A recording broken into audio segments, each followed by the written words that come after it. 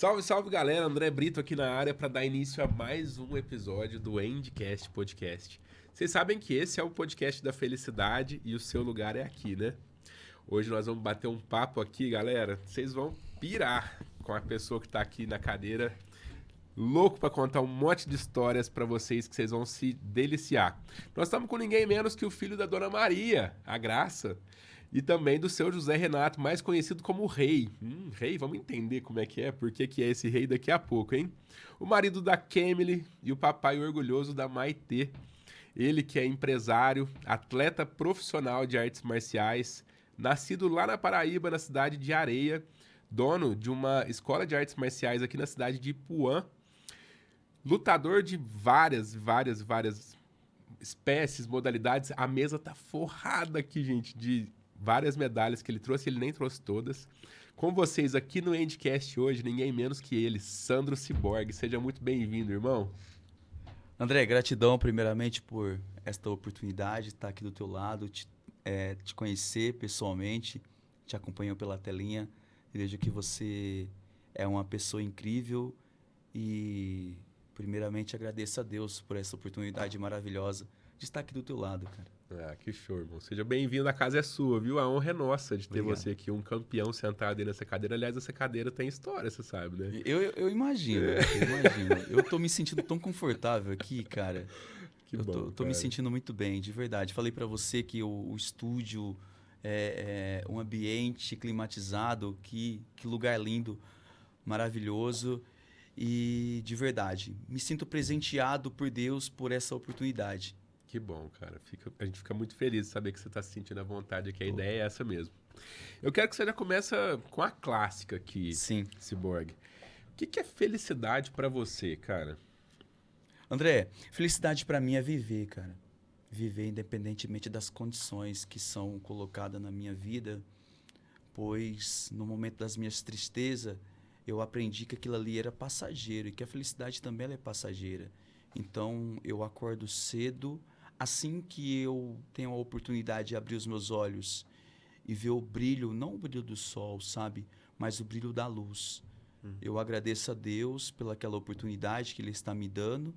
E aí, a partir daquele momento, eu entendo que eu tenho que correr atrás dos meus objetivos. Então, eu acredito que a felicidade é isso. A felicidade é viver. Nossa, fantástico. Aí tem muita coisa, né, cara? Né? Dentro dessa resposta tem muita lição envolvida, né, Você cara? entendeu? Viver. Porque se você for analisar o seu dia, e é imprevisível, é segundo após segundo. Você não tem o controle. Então a palavra felicidade, ela é de momento. Entendeu? Então eu acredito muito que eu preciso viver, cara. Eu preciso viver independentemente das condições, sabe? Pelo que eu já passei, entendeu? Aonde eu estive. Então eu me fiz assim uma autoanálise e entendi que a felicidade é viver, cara. Que a felicidade é estar vivo e poder dar às pessoas o melhor que você tem. E acredito que o meu melhor é isso, entendeu? Eu acredito que eu sou uma pessoa muito fácil de combinar, sou um ser humano, sou falho, sou errante, mas acredito que a felicidade é isso, é viver. Então viva, seja feliz, entendeu? Entenda que é tudo uma passagem, que tudo vai passar muito rápido, cara. E que é tudo consequência. O que acontece na sua vida nada mais é do que consequências dos seus atos, entendeu? É você fazer o bem sem olhar a quem e pode ter certeza. Ah, você quer um dia de felicidade? Cara, pratique o bem. Entendeu? Não tem como fazer o bem sem se sentir beneficiado também, né, cara? Quando você faz o bem pra outra pessoa, você também é Me sinto beneficiado. emocionado falar isso pra você, sabia? Oh, que show. Obrigado pela generosidade na resposta, irmão. E deixa eu aprofundar um pouquinho nessa história. Como é que foi essa jornada, né? Você falou que você viveu muitas coisas até chegar até esse dia de hoje aqui. Como é que foi essa vinda lá da Paraíba pra cá? Por que vocês vieram? Conta um pouquinho pra nós sobre a sua história, Sandro.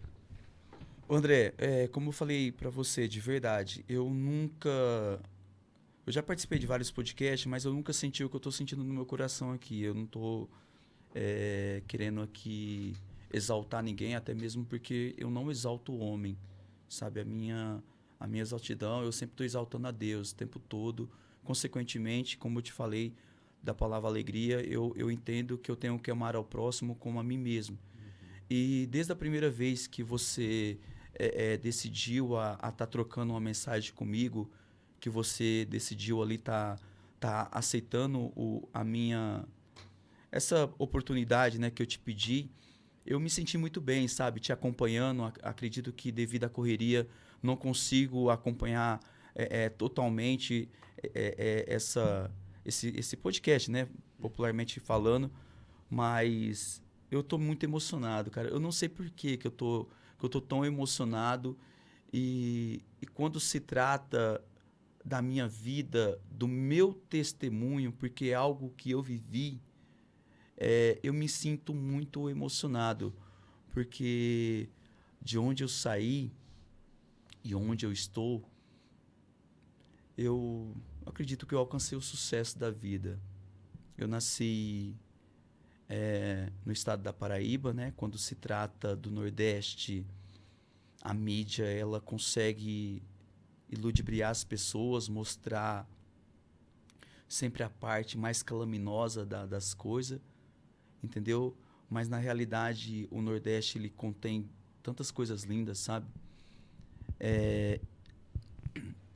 Porém, em partes, o Sandro, né? O Sandro não teve essa oportunidade de conhecer tantas coisas boas do Nordeste. As praias, os museus. Não, eu vivi no interior. Eu nasci numa cidade, né? Uma cidade que é considerada patrimônio cultural brasileiro, uma cidade que ela é fundada ali, chama Areia, mas eu não morava na cidade. Nós morava no campo, sabe? Falava como se fosse bairros, entendeu? Mas no meio do mato, tá entendendo? Entendi. Não tô te conseguindo. Colônias, casas espalhadas, e ali tinha uma venda, mais à frente tinha uma igreja, mas você não via rodovia. Você não via, assim, nada asfaltado. Não tinha saneamento básico, nada. Entendeu? Mas tinha muita gente morando ali. Chama. Lá onde que eu morava chama Chã de Pau d'Arco. Pau d'Arco, André, é uma árvore que ela é da Caatinga, a região dominante dela é a Caatinga, ela é uma árvore muito, muito forte, entendeu? E toda época, não sei qual que é a época correta, mas na época da seca mesmo, que você não vê nada verde, ela está amarela. Porque ela dá uma flor toda amarela, parecida ipê. Que legal, cara. Não conheço essa árvore. Entendeu? Ela chama pau d'arco. Depois você pesquisa, é a mesma coisa que o ipê. Então, assim, na época da chuva, o Nordeste fica tudo verde, fica lindo, né? Mas na época da seca mesmo, se você vê só aquele marrom. E aí você vê aquelas árvores, né? É uma árvore verde aqui, outra ali, uma bem distante da outra. E ela se destaca por ser amarela. Ela fica toda amarelinha. Deve ser lindo. E assim, André, a minha passagem no Nordeste, até os meus 10 anos de idade, né? Que foi o tempo que eu passei lá, entendeu? Nasci lá e vivi até os meus 10 anos. Eu confesso para você aqui, de antemão, a essa oportunidade que eu só não passei fome porque o meu pai sempre foi um guerreiro, entendeu? Sempre teve muita força para trabalhar.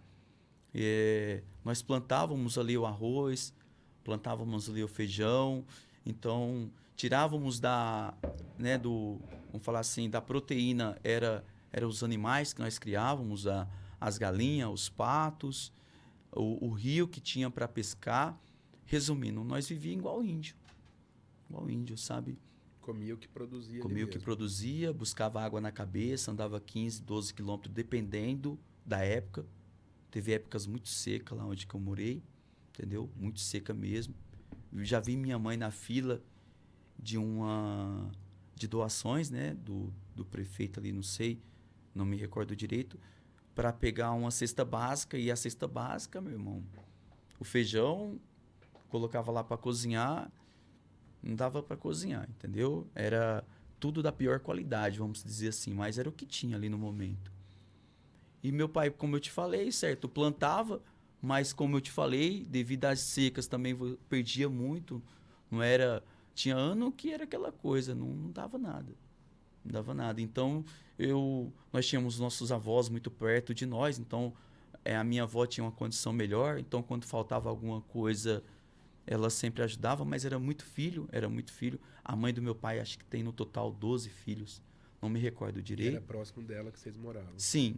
E a mãe da minha mãe também, que morava próxima ali, próxima, entre aspas. No entanto, acredito que nós vamos entrar em detalhe em um assunto aí. Uns 20 quilômetros mais ou menos. Era próximo, mas não tão próximo. Não próximo, assim, né? porque nós não tínhamos um recurso, nós não tínhamos uma bicicleta. Eu aprendi a andar de bicicleta no estado de São Paulo, André, com 10 anos. Nossa. Com 10, na verdade, não foi nem 10 anos, né? Foi 11 anos mais ou menos que eu cheguei a aprender a andar de bicicleta. No entanto, quero aproveitar a oportunidade, mandar um abraço pro Lucas Guarnieri. Estamos aqui no estúdio do primo dele, né? Como você falou. E o Lucas foi uma das crianças ali na época que teve a oportunidade de me conhecer. E foi um grande amigo meu de infância, colega meu de classe. Então, aproveito a oportunidade para mandar um abraço pro Lucas Guarnieri. Não sei, independentemente se ele veja ou não, acredito que vai chegar essa lembrança até ele. Vai chegar, com certeza. Entendeu? E na minha vivência assim, no Nordeste foi como eu te falei. Aconteceram várias coisas, entendeu? Que eu me recordo muito bem. Carregava lenha na cabeça, entendeu? Lembra do peso, por isso carregava muito peso na cabeça. Ia buscar água na cabeça com balde. E os nossos recursos eram muito, mas muito limitado ao ponto de você entender que era uma pobreza extrema. Extrema, extrema. Lá as casas lá, você não vê laje, né? Devido ao calor, então raramente você vai ver uma casa com laje. A não ser que seja uma casa bem estruturada, que tenha ar-condicionado e tal. Então a pessoa já faz uma casa ali com laje, mas raramente você vai ver uma casa com laje. Normalmente elas são bem... É uma cobertura simples, com só o telhado mesmo. Depende, não chego a falar assim para você que é simples porque as pessoas ricas fazem as casas também lá sem essa laje. Ah, entendi. Devido ao calor, é uma característica lá, sabe? Devido ao calor. Porque entende-se que esse forro aqui, sabe, tá vai tudo abafar, fechado, né? abafar e então assim, e a casa aberta ali, eu acho que seja essa característica, mas pelo que eu vi, pelo que eu andava, a casa dos ricos lá, sabe, raramente você viu uma casa naquela época. Como eu te falei, naquela época, um ar condicionado ali era novidade demais. Um ventilador era novidade. Nossa. Entendeu? Um ventilador, cara. Um ventilador. Isso a gente tá falando ali de 90 e alguma coisa, 95? 93, 90.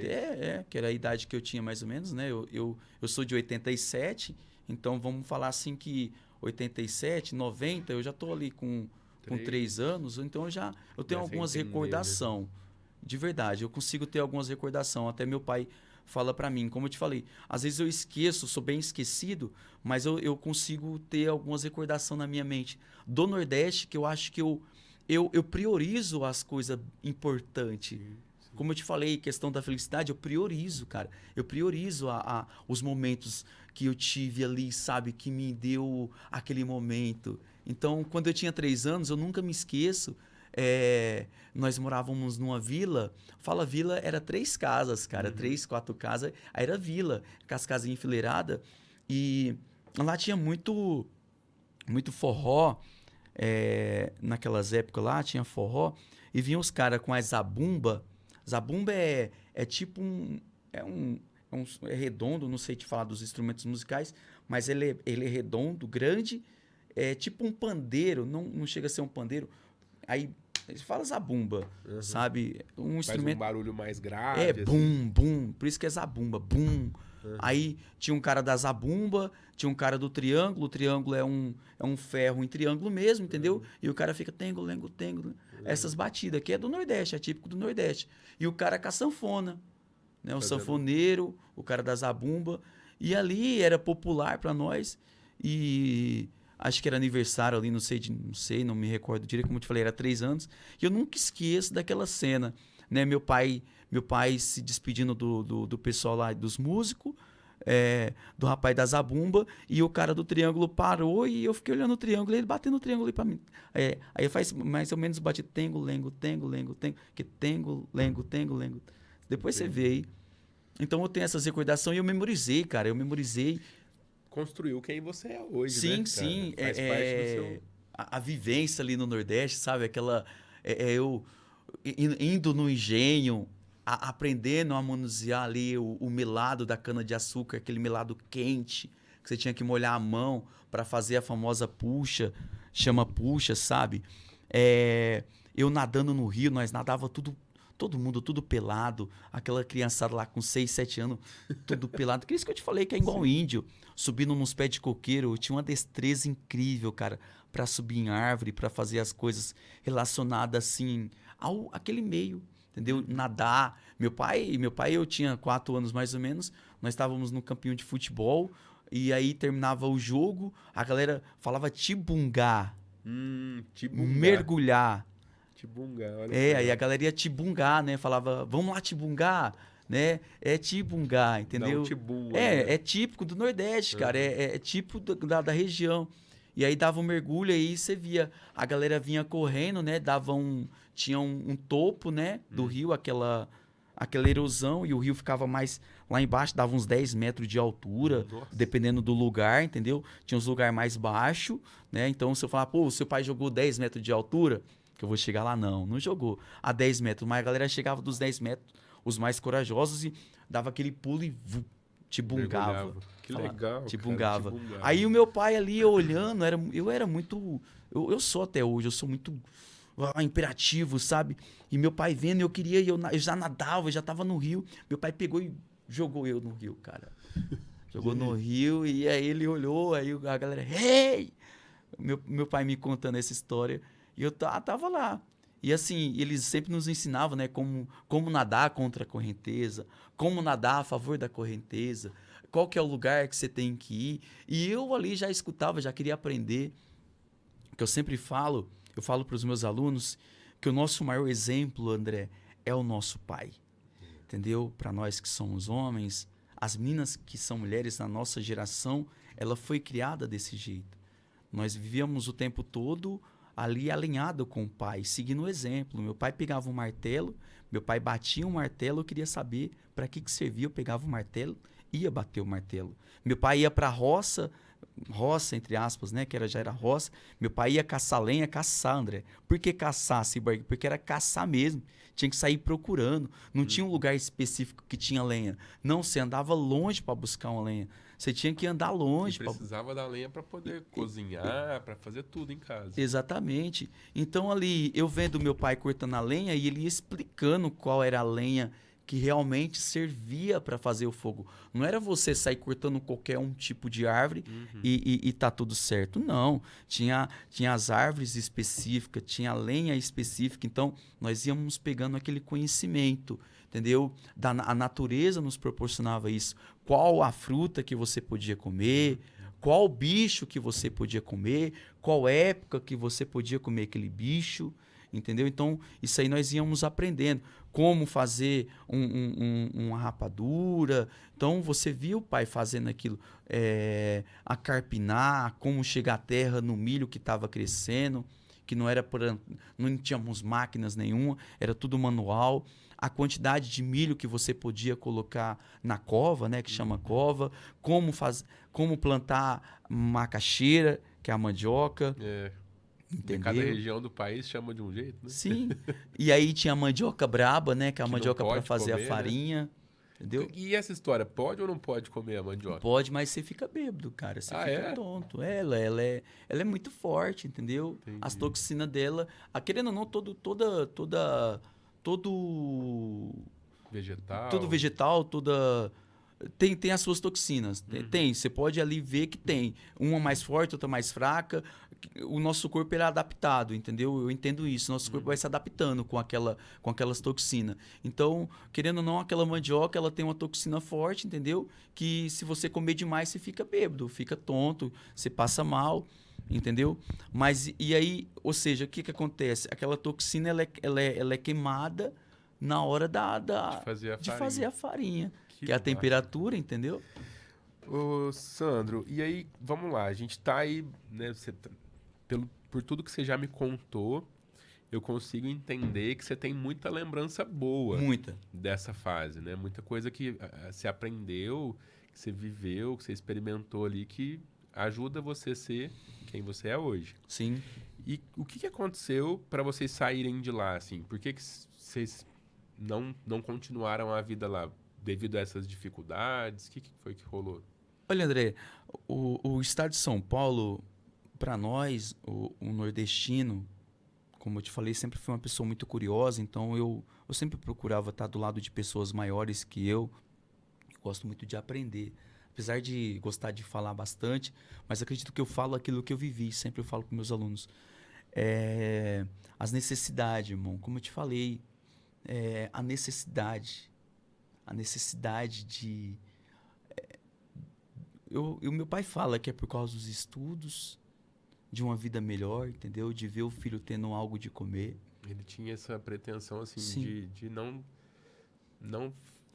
oferecer para os filhos a mesma vida que ele teve que passar. Sim, sim, porque...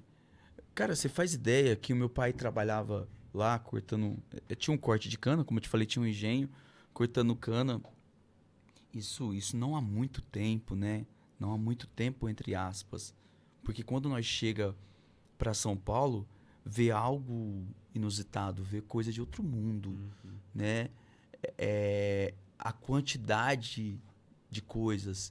E você faz ideia que ali meu pai ele trabalhava 3, 4 dias, né? Que era o que tinha na fazenda ali, que era uma fazenda, né? Meio do mato ali, uma fazenda. Tinha umas propriedades, então cada pessoa morava em uma determinada propriedade. E no final das contas, tinha um engenho que dava bastante emprego. Um engenho é grande. Meu pai era funcionário ali do engenho. Ele trabalhava 3 dias, 4 dias no máximo na semana para ganhar R$15, R$20 Nossa. por semana. E ele tem quantos filhos? Você e mais quantos? Eu e mais 2 irmãs. Eu sou o mais velho. E ali, André, como eu te falei, falando das casas, eu tenho uma lembrança. A minha mãe fala, né? É uma cesta, André. É um material específico. Eu não vou me recordar porque é devido ao tempo, tá? Mas eu lembro do utensílio. Mas era uma cesta. Ela é uma cesta. Aí faz uma argola. Aquela cesta. Uma cesta mesmo, sabe? Tipo cesta de piquenique, assim? Perfeito. Uma cesta de piquenique. E ali era para colocar a feira. Falava feira, né? Vou lá na cidade para fazer uma feira. Que era a feirinha, né? Aí ela comprava as coisas e não comprava nada como que falam? Um exemplo, aquela carne do açougue é in natura? In natura é isso que fala? Sim, pode ser. Um exemplo, se comprar uma carne fresca, melhor Sim, falando, fresca. comprava 1 quilo de carne fresca, era para usar naquele dia ou no outro. Às vezes nem dava para usar no outro. Porque não tinha onde armazenar Não essa tinha, carne. não tinha, exatamente. Então, se passasse daquele dia, já tinha que jogar sal. Olha para você ver a vivência. E isso em 90 e pouco, né? E ali a minha mãe, ela comprava aquele quilinho de carne, às vezes nem comprava porque não tinha aquele dinheiro, era mais peixe, que era o barato, entendeu? Aí ela ia lá, comprava aquela carne, às vezes para comer. Minha mãe quase nem comprava, para te falar a verdade. Quem comprava era meu avô. Meu avô que tinha umas condições melhor, né? Que tinha muito filho trabalhando e todo o dinheiro era para a mão dele. Então, ele ia na cidade, minha avó ia lá na cidade e comprava 1 quilo de carne. Nunca me esqueça, cara. Nunca me esqueça que no final de semana, no domingo, a feira, nós íamos para a feira no sábado, reunia aquele montão de pessoa, ia naqueles caminhão lá de pau de arara, ia no sábado para a feira e no domingo reunia, ia tudo lá para casa da avó e fazia aquela carne no molho, cara, aquela delícia. Aquilo lá para nós era uma festa.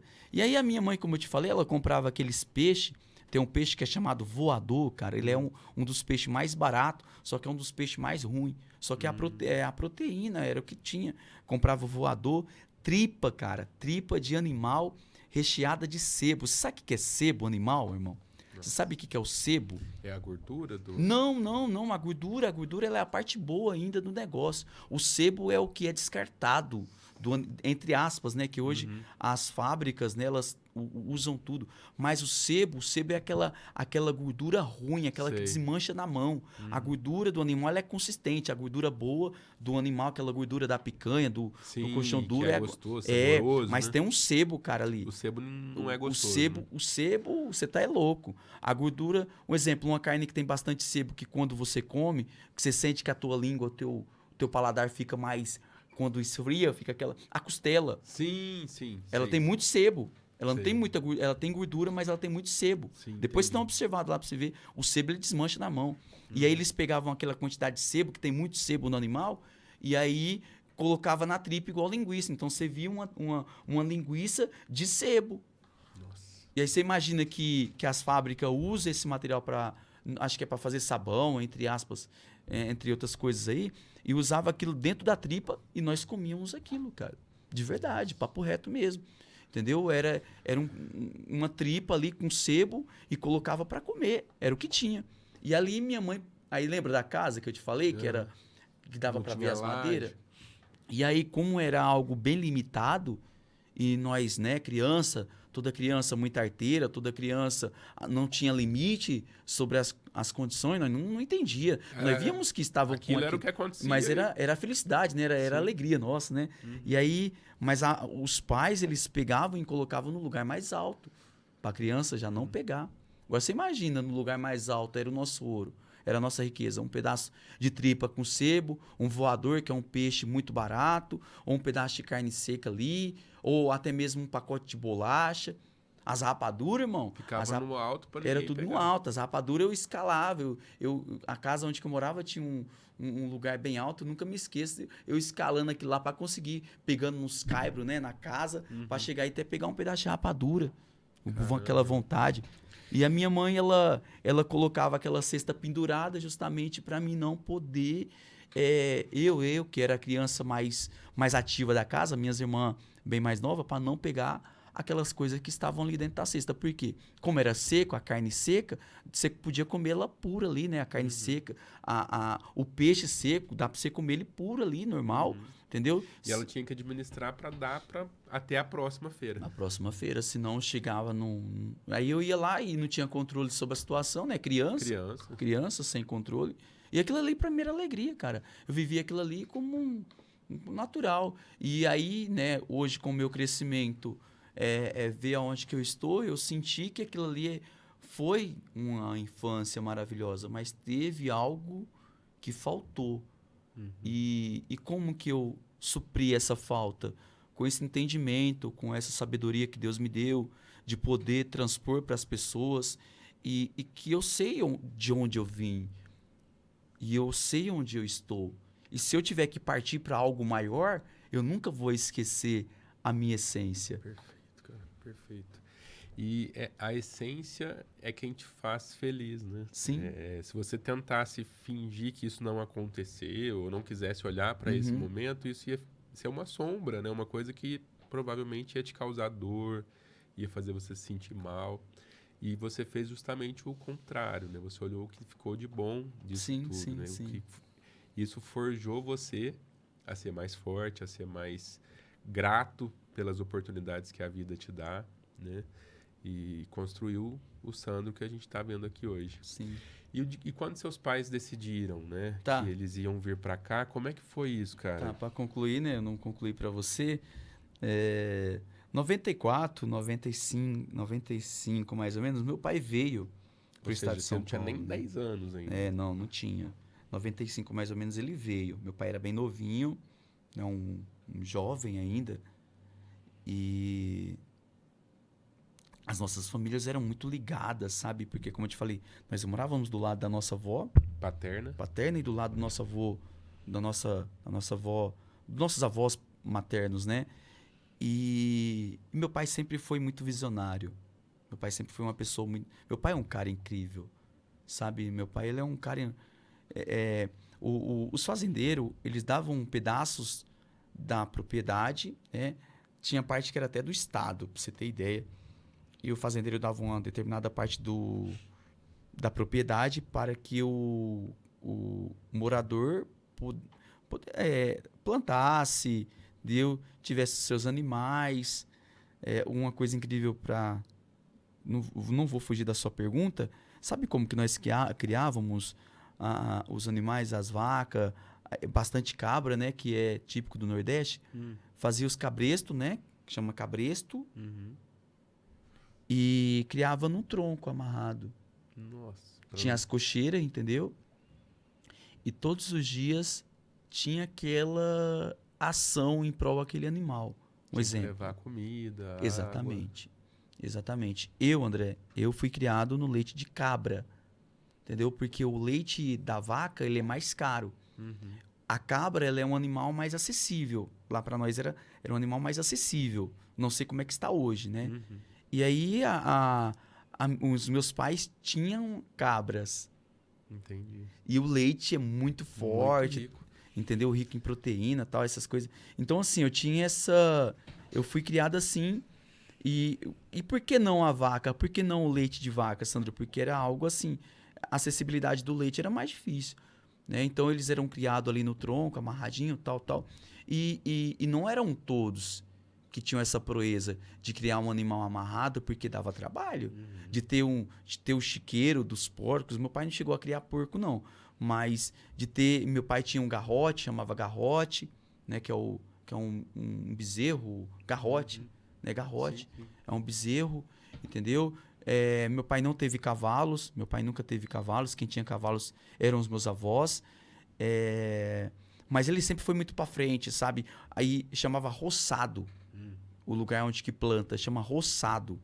Caminho do roçado. Você vai para onde? Tô indo pro roçado. E cada lugar tinha um roçado de fulano, roçado de Bertano, igual propriedades. Sim. E meu pai tinha um roçado, era às margens de uma nascente, entendeu? Ele era muito para frente, sabe? Meu pai era um homem muito assim ativo, entendeu? Ele tinha uma plantação de bananeira, que era, entendeu? Tipo assim, então quem tem uma plantação de bananeira, quem tem uma galinha no quintal, quem é meio que rico. Sim, ele era um empreendedor. Isso, era um meio... oportunidade. Exatamente. Nós tínhamos uma televisão que poucos tinham.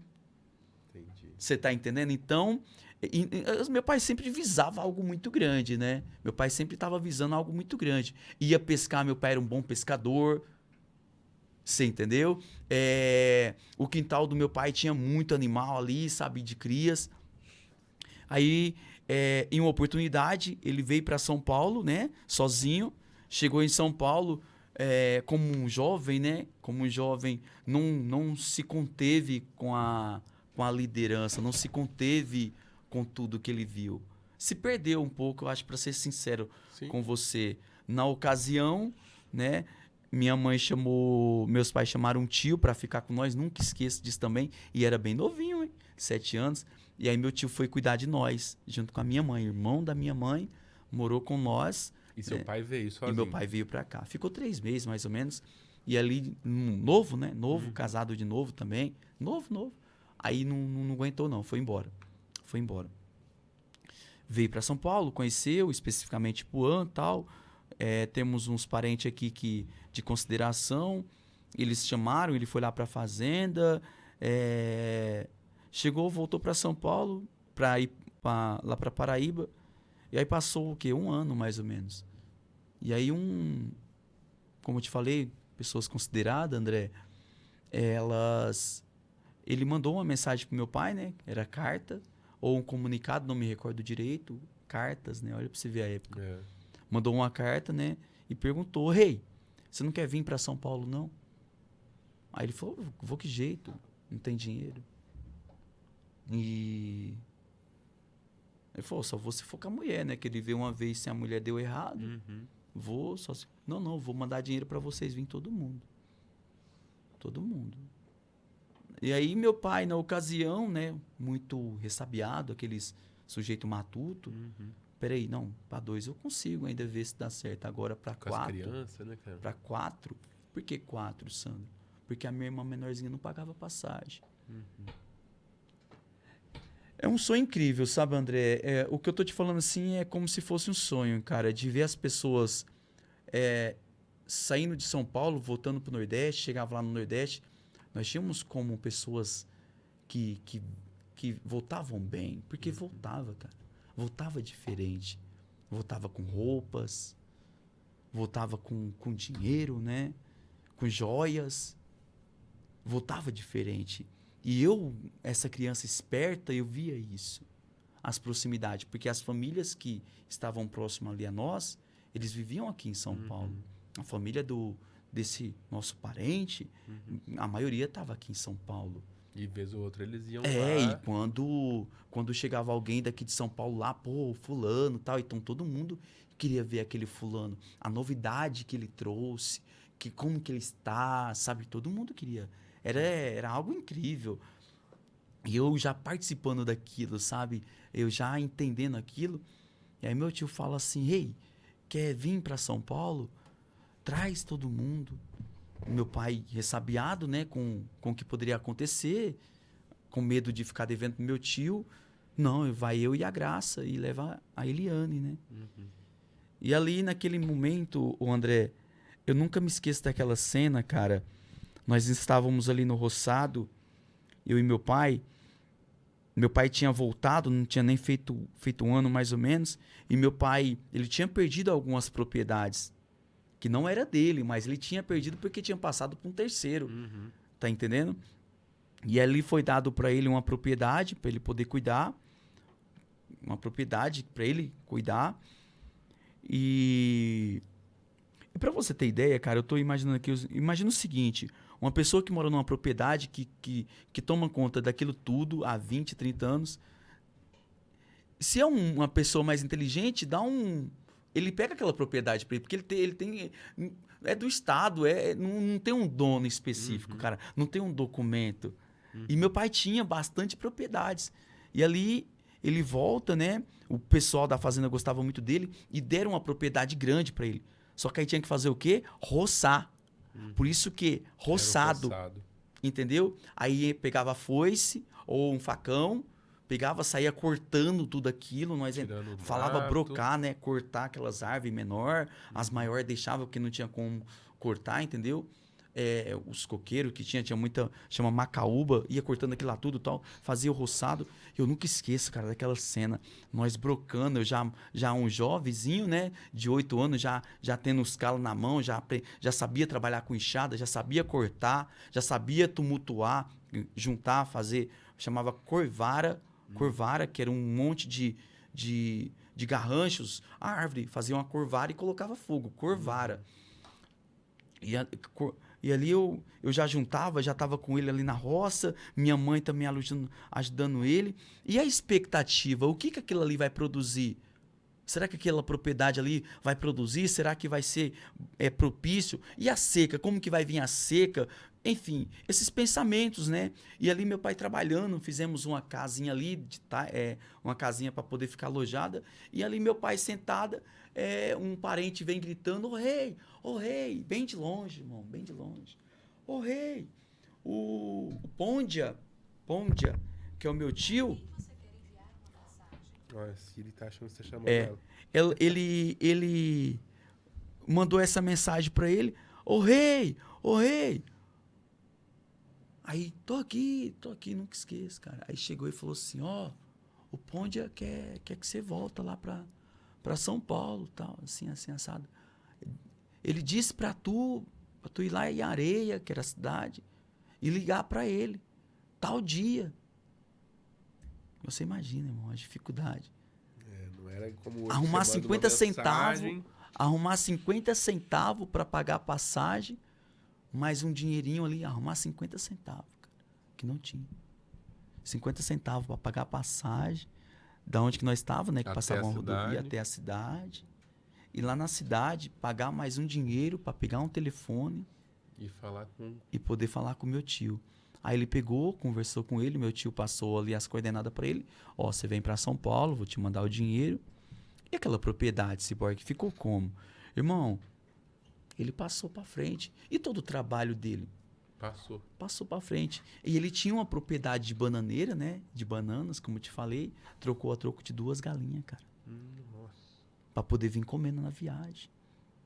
2 galinhas, televisão, saiu dando de graça para os outros.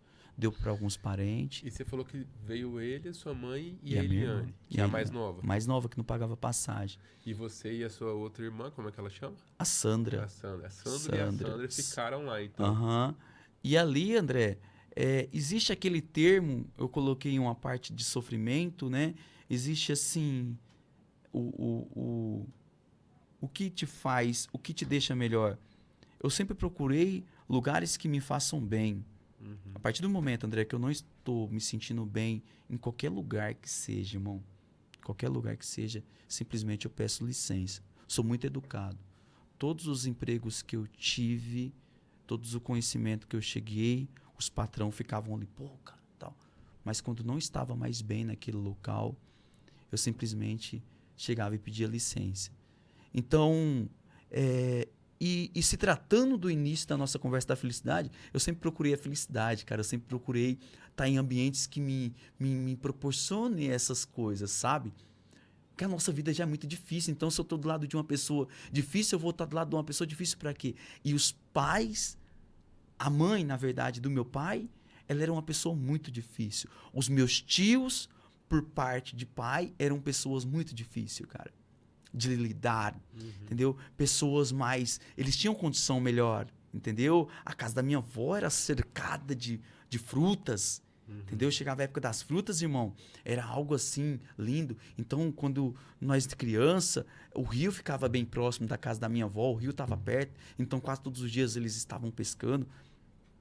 Mas a minha avó, ela era muito rígida, sabe? Minha avó era muito...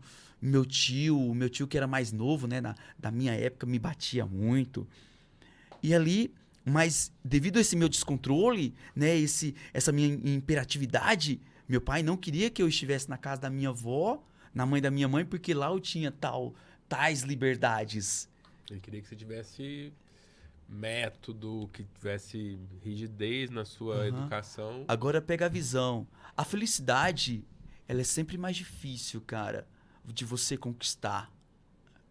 Mas existe o momento do galardão, da recompensa. Para toda sofrência, para todo sofrimento vem a felicidade. Entendeu? Nós passávamos o sofrimento a semana toda e a nossa recompensa era saber que no final de semana nós íamos para a casa da nossa avó materna. Não que a nossa avó paterna lá não tivesse essa felicidade, né? Se tratando de felicidade. Ela era muito bom, cara. Muito bom. Só que ela limitava muito. E eu não queria ser limitado. Meus tios, o meu tio Jorge, né? Era futebol, já era um cara mais culto, um cara que queria para a cidade, para estudar. As minhas tias eram pessoas mais inteligentes, pessoas que queriam estudar, pessoas que queriam ter uma vida assim diferente, entendeu? Já ao contrário dos meus parentes, da minha mãe, que eram pessoas mais matutas, pessoas mais do mato, né? O meu tio não queria estudar, meu tio queria estar na roça, que era o que eu queria. Meu tio não queria estudar, meu tio queria estar no canavial chupando cana. Meu tio não queria estudar, meu tio queria estar no engenho lá, nós subindo nos pés de mamão para catar mamão, pegando coco, tá no rio pescando, tá brincando, fazendo fazendinhas, sabe? Montando o nosso brinquedo. E ali, eu não queria de forma alguma ficar na casa da minha avó. Só que eu sentia no meu coração que, devido a eu ser arteiro, meu pai ia deixar eu na casa da minha avó paterna. 2 meses, 3 meses mais ou menos, cara. Meu tio mandou dinheiro, né? Meu pai vendeu as coisas, tudo. E da casa da minha mãe até a casa da minha avó, uma distância não tão perto. Aí minha mãe pega, coloca as coisas no caçoar, André. Sabe o que é caçoar? Não faço ideia que é caçoar. Olha que legal, hein? Te falei sobre a Corvara, né? Que era o monte de cipó tudo tumultuado. Tibungá, que era mergulhar. E o caçoar, André, são 2 balai. Conhece um balai? Balai, sim. São 2 balai grandes que ficam um do lado esquerdo e um do lado direito do animal. Entendi, para dar o equilíbrio na hora de pôr a carga ali dentro. Exatamente, só que também você tinha que equilibrar a carga. Não adiantava você colocar uma carga nesse caçoar aqui, que era 2, né? Um desse lado do outro. Às vezes, complementava a carga com pedra, cara. Para não desequilibrar. Para não desequilibrar. Um exemplo, vamos fazer um saco de farinha. Peraí, mas nós temos só um saco. pra colocar a farinha? Só um saco, porque era tudo muito limitado. Sim. Pô, mas como assim só um saco? Só um saco, cara. Só um Tinha saco mais, pra pronto. colocar a farinha. E como complementava o outro lado? Com pedra? Uau. Isso tudo é conhecimento, Conhecimento. cara. Conhecimento. E ali, né, meu pai pegou, colocou as coisas ali dentro do caçoar e o equilíbrio da carga. Meu vô vem montado, né, no animal. Eu na garupa do animal. E o outro contrapeso da carga era minha irmã. Caramba. Aí andamos mais ou menos 15 quilômetros. Não era mais que isso, não. A casa da minha avó era bem próxima desse paterno. E aí andamos. Ali foi a despedida. Ali foi a despedida dos meus pais, entendeu? Choramos muito. E confesso para você que foi 3 meses muito difícil. Com muita dificuldade. Porque eu subia nas árvores, André. Eu subia nas árvores assim para olhar onde que estava a minha família. Você não conseguia entender que era muito distante de onde você Não, estava. eu tentava ver no horizonte. Eu subia no topo da árvore e começava a olhar aquilo, sabe? Para me ver onde estavam meus pais. Eu queria meus pais perto de mim. Tem uma mensagem no seu WhatsApp aí. Pergunta pra ele. Eu queria ver aonde estavam os meus pais, aonde que eles estavam, sabe? Uhum. E por ser uma criança, eu não sabia o que estava acontecendo, cara. Eu não entendia. E por ser uma criança já crescida, né? Eu queria ajudar minha irmã. Entendi. Eu queria ajudar minha irmã. Aí passou, a primeira semana foi muito boa, a segunda semana foi muito boa, aí foi prolongando e eu vendo que eles não vinham mais. 1 mês para uma criança, cara, é 10 anos muita para coisa, você. É muita coisa. Sim, aí pega a visão. Eu ali, certo, com ela, na casa da minha avó, sem roupas, não tinha roupa. Meu pai mandava um dinheirinho para ela, ela colocava para suprir as necessidades da casa, que eram muito filhos. Fazia aquela comida e aí saía distribuindo para os filhos. E no final das contas, acabava um pedacinho de costela para o Sandro, um pedacinho do pescoço para a Sandra. E a sofrência, minha avó me batendo muito, meu tio me batendo muito. E aí eu tomei uma decisão, cara. Tomei uma decisão. Eu acredito que ali já foi aonde que eu entendi que eu sou muito foda, cara. Eu cheguei e falei assim pra ela, pra minha irmã, chamava ela de Tandinha, em cima de um pé de manga. Tava catando manga pra comer, com muita fome, não esqueço disso. E as mangas que pareciam madura, que não era madura, eu subia lá pra ver se eu pegava aquela manga, mas quando pegava na manga, ela tava verde, que é a manga rosa, cara. Uhum. A manga rosa, ela é rosa. E aí eu peguei aquela manga, aí eu fui subindo. E eu lembrava que meu pai falava, Sandro, ela vai estar amarela quando ela tá assim, assada. Quando eu subi até um ponto, os maribondos me pegou, cara. Eu desci assim, ó. E minha irmã, ela gritando comigo. Aí eu falei assim, aí ali eu já vi que eu com muita fome, porque eu não tinha almoçado, com muita fome. Aí eu falei assim, falei assim pra ela. E minha avó me bateu, porque minha irmã chorou.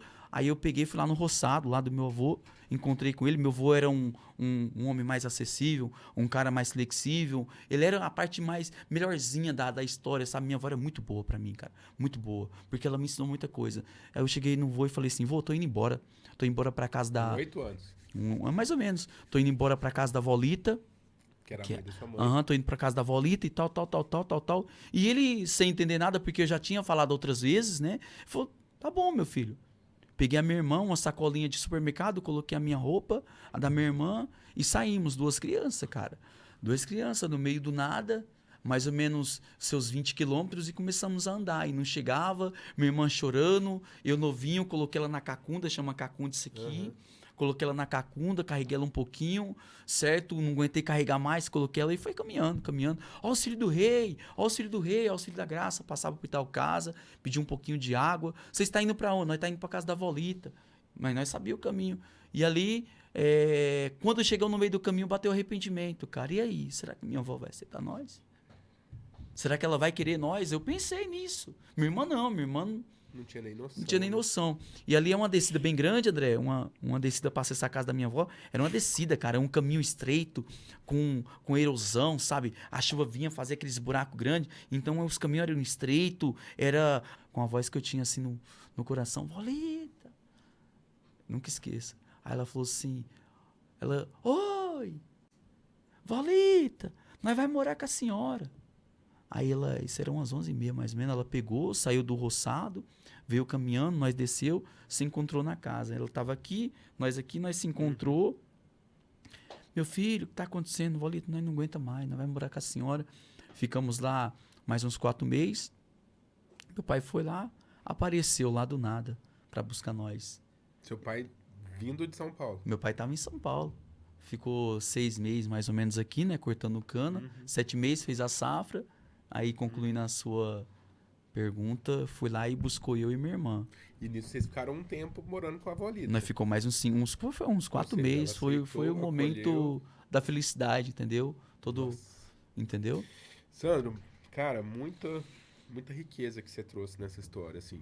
É muita habilidade, né, de extrair da dificuldade o aprendizado necessário para conquistar a felicidade, para escolher, para aprender, decidir, para falar, tô indo embora, tchau, pegar minha irmã. Você imagina, cara, 8 anos, né? Muito aprendizado aqui.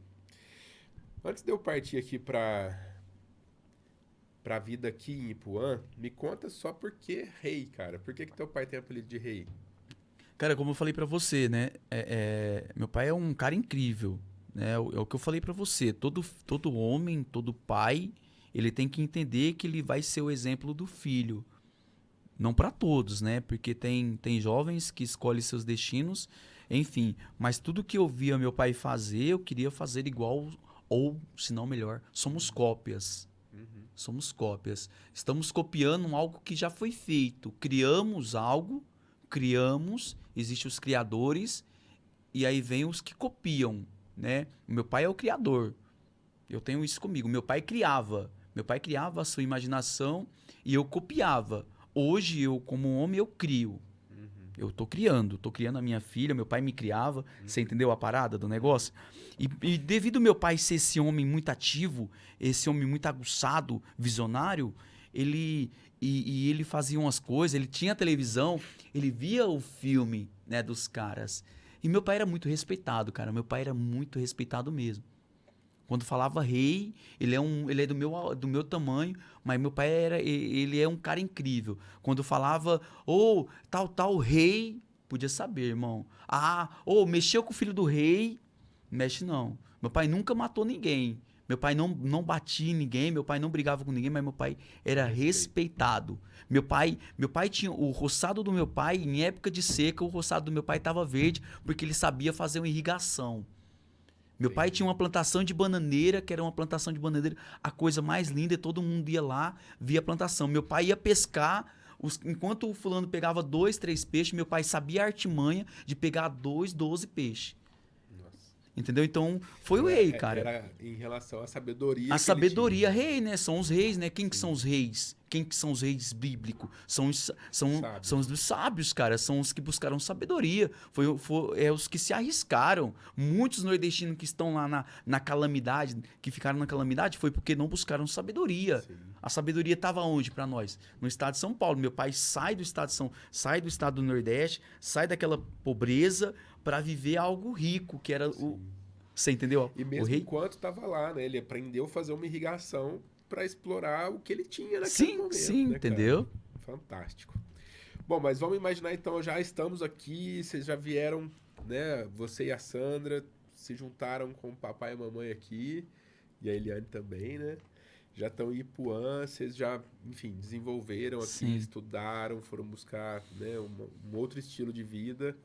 E como é que veio essa história, cara, de ser lutador? De onde que vem a inspiração para ser atleta? Conta um pouco da sua profissão atual para nós. André, na minha vivência aqui no estado de São Paulo, devido a essa educação, o meu jeito de ser, eu tive sempre muitas acessibilidade. Desde criança, sabe? Meu pai sempre estava me ensinando a sobreviver. A palavra correta é essa. Como eu te falei, nós não usávamos aquilo para brigar, mas eu era adaptado, preparado para qualquer coisa. Sim. Ou seja, meu pai me treinava do jeito dele.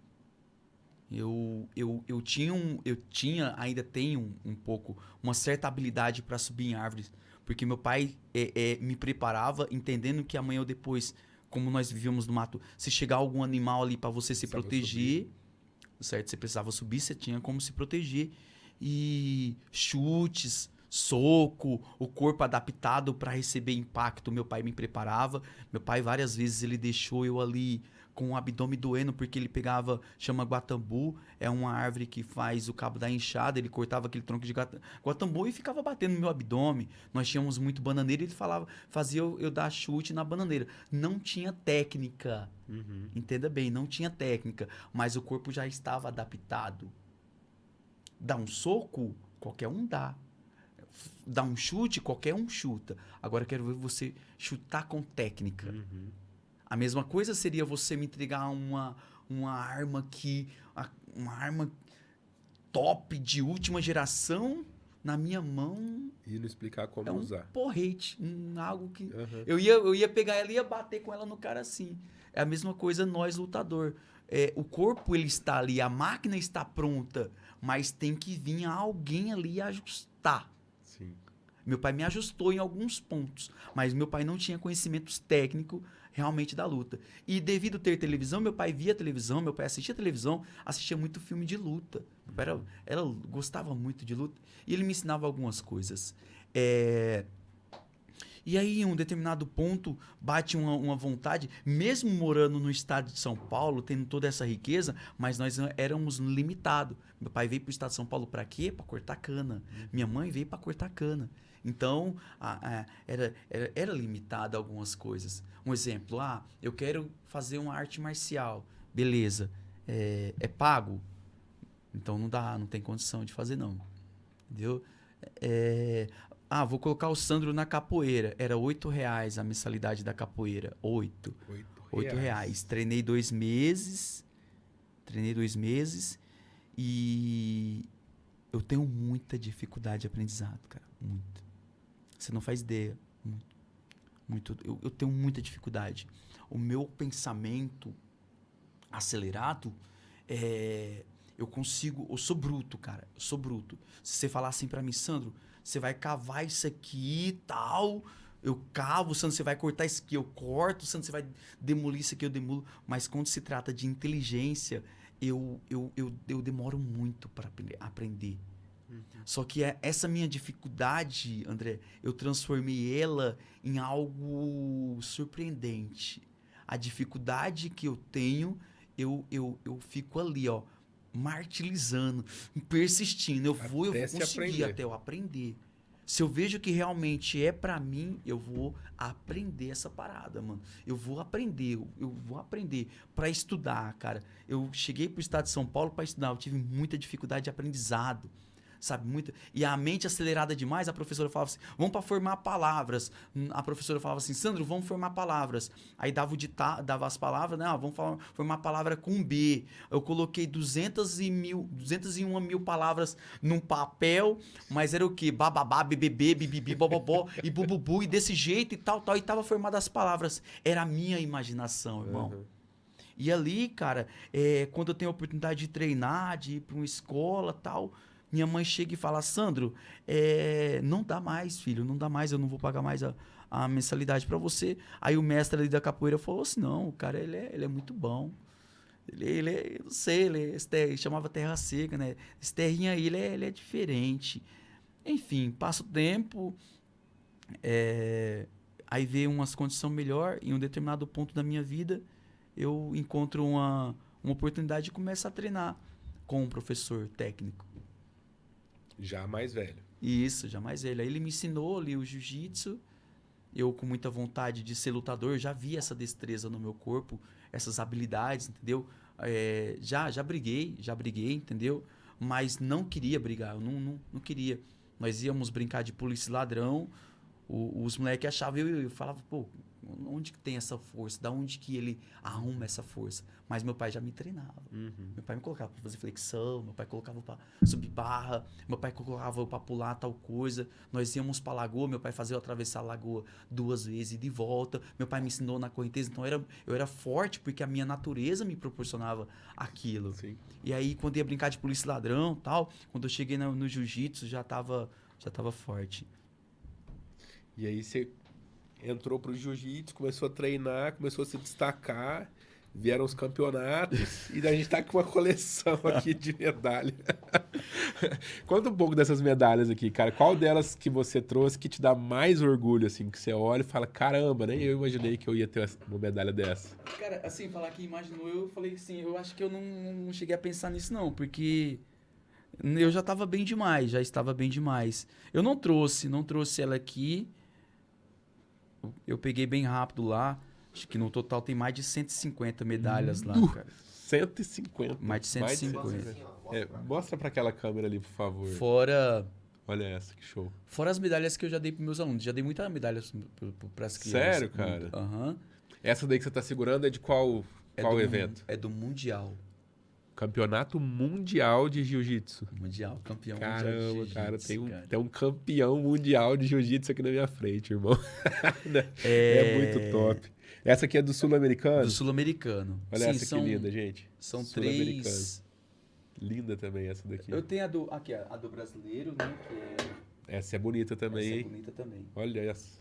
Até o tirante dela aqui é bonito. Lindo, né? É lindo. Muito linda. CBJJE. É a isso? segunda maior federação do nosso país. Segunda. De quantos atletas que a gente tá falando aqui que pertencem? Cara, é assim, a federação, André, ela tem todo um escopo, entendeu? Ela é toda bem alinhada. A competição é por categoria de idade, de peso. De idade e peso. E você foi campeão na sua categoria. Na minha categoria. Ou seja, a minha categoria eu dominei, e entre outras categorias, porque existe a categoria absoluto. Você também dominou da categoria Fui campeão mundial na categoria e no absoluto. A categoria absoluta é a categoria de todos os pesos. Caraca. Quando eu dominei a categoria absoluto, né, na minha faixa, faixa, idade e peso. Uhum. Na minha idade, no meu peso, na minha faixa, e a categoria absoluta é todas as idades também, entendeu? Que eu dominei ela, eu entendi que eu já estava muito distante da parada, sabe? Eu entendi que eu estava no pedestal. Você tava grandão, já. Que eu já estava muito forte, eu já estava foda, mano, tava brabão. Sabe? O jiu-jitsu, André, ele aparece na minha vida de uma forma, assim, surpreendente. Na ocasião, sabendo das minhas destrezas, da minha vontade, mas eu tava numa fase difícil, sabe? Eu tava numa fase de escolhas, de renúncias, e é um momento, assim, que você tem que ser inteligente, entendeu? As crises de ansiedade, as depressões, ela tá ali surgindo através de momentos da sua vida. Por isso que você tem que saber liderar, entendeu? Uhum. Eu aprendi, entre aspas, tá? Pode ser que amanhã você não me veja bem e você venha e me lembre disso. Mas acredito que não vai ter essa oportunidade não, cara. Porque igual eu te falei, eu sou foda. Passar o que eu passei, estar aqui pra te contar essa história é porque eu sou foda, irmão. Eu concordo com você. Entendeu? Então, esses ápices aí que você tem, esses distúrbios, na ocasião, para você administrar, equilibrar, você tem que ser muito inteligente. Apesar da minha dificuldade de aprender, mas de ver e fazer, na prática você sabe persistir, eu aprendi muita coisa. E uma delas foi a dominar-me, sabe? A entender-me, a me conter, entendeu? A saber quem que realmente eu sou, quem que é o Sandro, O Sandro, tá? Cyborg é um personagem. Sim. Cyborg é um personagem, cara. Se você vê o Cyborg... Sandro, e tem como ativar o modo Cyborg? Aqui não tem como, não existe condição nenhuma de preparar, de falar, Sandro, ativa o modo Cyborg, que eu falo pra galera, Cyborg ativadaço, não tem como. Não, você pode ter uma oportunidade de ver o Cyborg lá no campeonato lutando, lá no tatame, você vai ver. Talvez nem no tatame ali na aula você não vê, porque o manuseio com os alunos, com quem você tá lutando, é diferente de um campeonato. Então, André, eu aprendi a liderar-me, sabe? A ter esse autocontrole em relação a essa situação da depressão. Tive as depressões, Sim. tive as minhas depressões. As crises de ansiedade, talvez eu diga para você que não, mas a depressão, sim. Né? Eu tive esses ápices, entendeu? Eu tive distúrbios vegetativos. E eu entendi que o jiu-jitsu foi algo ali que me deu uma base muito forte. Porque eu consegui jogar energia. O homem, André, a natureza humana relacionada ao homem, a nossa densidade, a nossa força, ela tem que ser extravasada. Ela tem que ser jogada para fora. A nossa testosterona, a nossa tensão, aquela densidade, cara, você tem que liberar. Entendeu? Sim. Porque o cérebro entende que você está querendo ativar alguma coisa. A força, ela tá na tensão. A força, ela tá na tensão. Quanto mais tensão você tiver, mais força você tem. Quando alguma pessoa perde, que ela tá ali, ela tá tensionada demais, ela tá assim, ó. Ela tá com muita força. Entendeu a parada? E ali, aprendendo a liderar essas coisas, o jiu-jitsu me ensinou muito, porque o jiu-jitsu não era força, o jiu-jitsu era técnica. Entendeu? E quando eu via um menino menor que eu me finalizando, eu falei, pô, cara, tá errado, eu tenho força. Mas cadê a técnica? Aí eu aprendi a técnica da pior forma possível, cara, devido à minha dificuldade de aprendizado. Entendi. Mas eu fui persistente. Segunda e quarta e sexta, tal. Tava lá na jiu-jitsu, tava lá aprendendo, porque eu vi que aquele ali ia me fazer bem. Eu tava extravasando a minha tensão, a minha força, eu tava jogando pra fora, eu tava cansando, eu tava distribuindo aquela energia. E eu não tinha com o que distribuir, então achei o jiu-jitsu, que eu comecei a distribuir o jiu-jitsu. Por isso que é um esporte incrível. Por isso que se você tiver nessa intensidade, né, tiver com problemas, que seja ele qual for, se você tiver com muita coisa, sobrecarga no teu corpo, procura uma escola de jiu-jitsu ou de muay thai, que realmente tenha um professor, que realmente tenha um professor, não um charlatão. Vai lá treinar para você ver. As coisas começam a mudar, porque você tira a densidade. A luta fez isso comigo. Eu descobri, eu já sabia que eu era forte, cara. Eu já sabia que eu era foda. Eu precisava fazer o quê? Alinhar a técnica. Alinhar. E foi aonde que o primeiro campeonato eu já fui campeão, cara. Uau. O primeiro campeonato, 2 meses de treino, eu já fui campeão da parada, sabe? E fui ganhando campeonatos. E aí, novamente, vem outro distúrbio que me destrói, que me joga lá pro fundo do poço. Como que tá o nosso horário, André? Estamos rendendo bem aqui. Estamos com 1h08 de conversa já. Não, mas eu preciso saber de você. Me conta essa história que eu quero saber. Tá. Essa do distúrbio aí. E aí eu me torno, né? Eu tenho uma oportunidade de competir, de entender como que é a logística do competidor, como que eu vou me vender, como que eu vou me pronunciar, onde que eu posso aparecer, a quem eu tenho que pedir, eu fui aprendendo. Porque tudo isso também tem um custo, você tem que ter uma organização para você deixar o teu lugar ali para ir treinar, para ir competir, tem custo para inscrição, tem que ter um patrocinador. Tudo. E ali, naquela ocasião, a pessoa que eu estava, ela não entendia. Como eu te falei, muito, muito visionário, né? Com a mente absurda, de altos crescimentos. Eu queria montar algo para mim, cara. Eu queria ter algo. Eu sempre quis ser um empreendedor. Eu sempre tive vontade de não receber, entre aspas, ordens. Sim, você determinar o que seria feito. Exatamente, devido a essa minha psicologia, eu morro de medo de ser chamado a atenção, cara. Eu me tremo, eu começo a chorar, entendeu? Hoje não tanto. sabe? Mas eu evito ser chamado a atenção. Por isso que eu evito fazer o errado, irmão. Sim. Sabe? Eu evito fazer o errado. E querendo ou não, você dentro de uma empresa, quando você está dentro de empresa, por mais que você esteja entregando resultados, mas sempre está faltando um algo. Você precisa entregar metas. Você tem que fechar uma meta esse mês. E você me contou que você tem mais profissões do que anos de vida, né, cara? Por isso que eu te Você falei. experimentou muitas Por profissões isso que eu pra te ter essa falei certeza, que quando eu né? estava no lugar, eu aprendia, fazia algo incrível, mas quando eu não estava me sentindo bem Você naquele pedia lugar, licença. pedia licença, cara, de verdade. E aí, de onde veio a inspiração, assim? Agora eu já sei lutar, já sou campeão, quero ensinar. Quero ensinar. Aí, André, eu peguei, na ocasião, sabe, estava com uma pessoa, queria montar algo, eu já comecei a me graduar, entendeu? E eu com essa facilidade de falar, eu também entendia que eu tinha uma facilidade de ensinar. Sim. Você entendeu?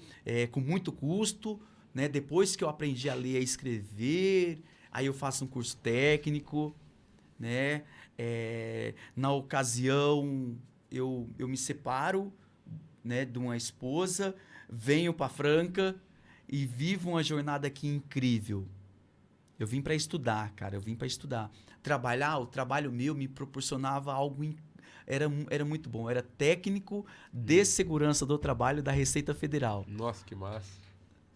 Você trabalhou durante a construção? A construção da obra da Receita Federal. Conheço detalhes naquele prédio que eu acredito que nem o engenheiro conhece. Cara, olha que incrível, Que irmão. massa, cara.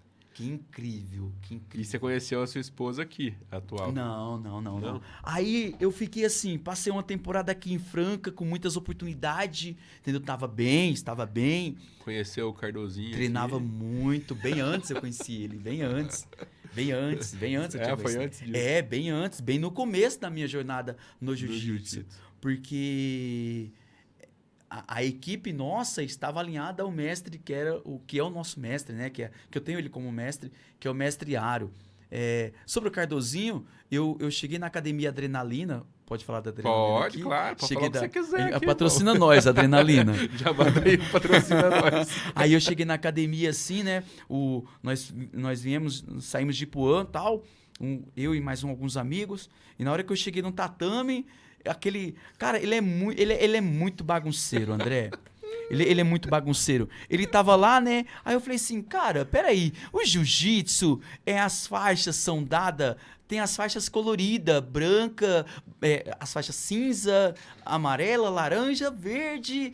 Peraí, mas por que aquela criança está com a faixa de adulto, mano? Por que, tio? Aí eu fiquei olhando aqui, peraí, mas ele tem barba, Não mano. é criança, ele mano. tem barba, mano. O bicho é um anão, velho.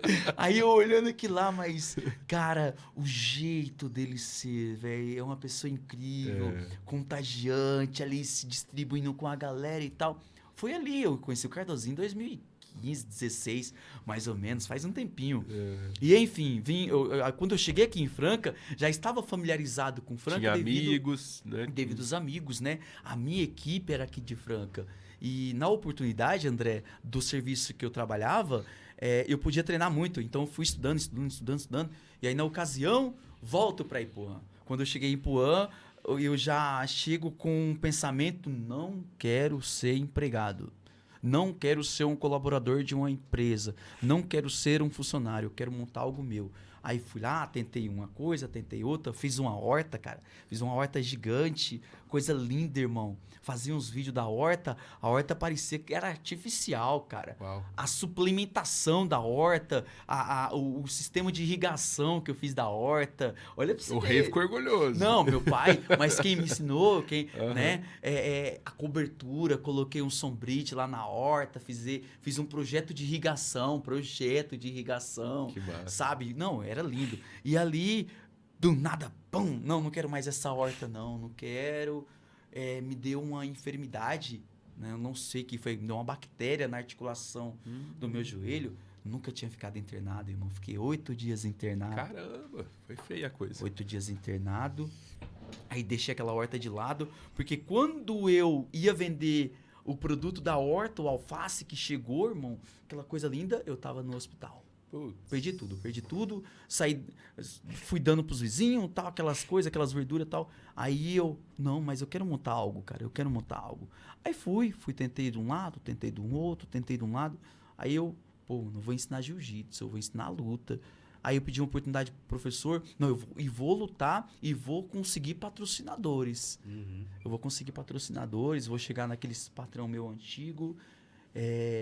E eu tenho um projeto, André, de um curso que eu pretendo vender esse curso de patrocínios, entendeu? Como você conseguir chegar até um patrocínio e ter esse patrocínio.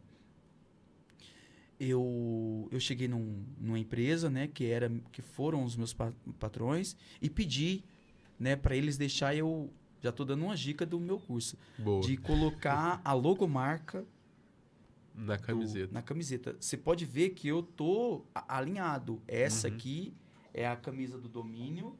Domínio. Entendeu? Esse boné aqui é de patrocinador da JS Protetores Bucais. Um abraço, Antoni. Valeu, JS Protetores Bucais. Então, assim, nós sempre andamos com marca nossa, entendeu? Marca própria. Raramente você vai me ver com uma marca terceira aí, que não me apoia. Já eu posso andar com a sua marca no meu kimono? Quando eu... mas não, vou pagar. Não, relaxa. Aí coloquei uns 10 pets no meu kimono. Já tinha um planejamento. Fiquei igual um outdoor humano. Cheguei eu já sabia que eu ia ser campeão da parada, irmão, porque era bom. Você tem que entregar resultados. Sim. Eu precisava de resultados. Eu já tinha os resultados da competição. Bastava eu aparecer, tinha que estourar. Aí eu peguei, fui na competição, tal. Pô, você ficou sabendo que o Cyborg ganhou o campeonato, tal. Aí, quem que é o atleta? Atleta patrocinado pelo supermercado JB. Mentira. Eu simplesmente pedi. Tava com a marca lá. Tava com a marca do supermercado JB. Pô. Ou seja, primeiro você entregou o resultado pra depois você ir lá pedir o patrocínio. Caraca, o Cyborg é patrocinado pelo supermercado JB. Tal. Aí fui lá na Top Burg, levei a medalha, coloquei essa medalha aqui, tal, assim, assado. O cara falou assim, ô Cyborg, chega aí, mano, nós vai te dar um lanche gourmet. Já fiz um stories. A galera, pô, mas o que esse louco tá aprontando? Tá conseguindo comer coisa de graça, né? Aí fui, tal. Tinha uma parceria muito forte com o professor Washington, sabe? Não vou entrar em detalhe para não prolongar muito, mas tinha uma parceria muito forte com ele, cara. Nós éramos dois caras incríveis na luta. Era uma parceria de um trocador de porrada e um grappling, um dos melhores da região. O melhor trocador de porrada... O melhor striker, né? Que é o cara que troca porrada, socos e chutes de cotovelo, o striker. E o melhor grappling, que é o cara da luta agarrada, o jiu-jitsu, sambo, tal, essa parada. E eu sou brabo, cara. Eu me nomenclaturo assim, eu sou bom na parada e pronto, acabou. E muito bom, nós fizemos uma parceria, ele montou uma academia. E no que ele montou, eu sempre tive uma coisa na minha cabeça, pega a visão. Se você quer algo grande, você vai ter que fazer algo grande. Você tá entendendo? Se você quer ser o melhor, você vai ter que fazer o melhor, você vai ter que estar do lado do melhor. A questão não é ser puxa-saco, a questão é o seu crescimento como ser humano. Você tá entendendo? Por isso que eu sempre fui esse cara incrível, que eu sempre estive do lado de pessoas incríveis. Lado a lado. Quando eu cheguei no João Bosco para pedir patrocínio pro Ângelo, era porque lá atrás eu já tinha feito algo muito grande pelo Ângelo e pelo pai dele. Eu não era puxa-saco, eu sou inteligente.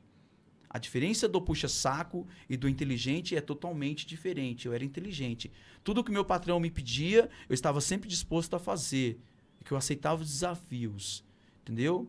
Então, quando eu via que algo estava errado no supermercado, que a minha prateleira estava pronta, estava preparada, eu ia lá no corredor do outro, ajudava o outro, sem pedir nada, porque era o meu mercado, cara. Era o meu mercado. Eu tinha senso de dono daquilo. Eu tinha o senso do dono daquela parada. E quando eu tive a oportunidade de estar lá dentro da academia do professor Washington, eu tinha aquela academia como se fosse minha. E aí surgiu, irmão, a oportunidade de dar aula, de ser professor. E em um determinado ponto, né? Tudo é fase na nossa vida. Tive a fase do professor. E aí eu falei assim, deu um estalo. Vou montar uma academia, cara. Só que eu quero montar algo incrível, irmão.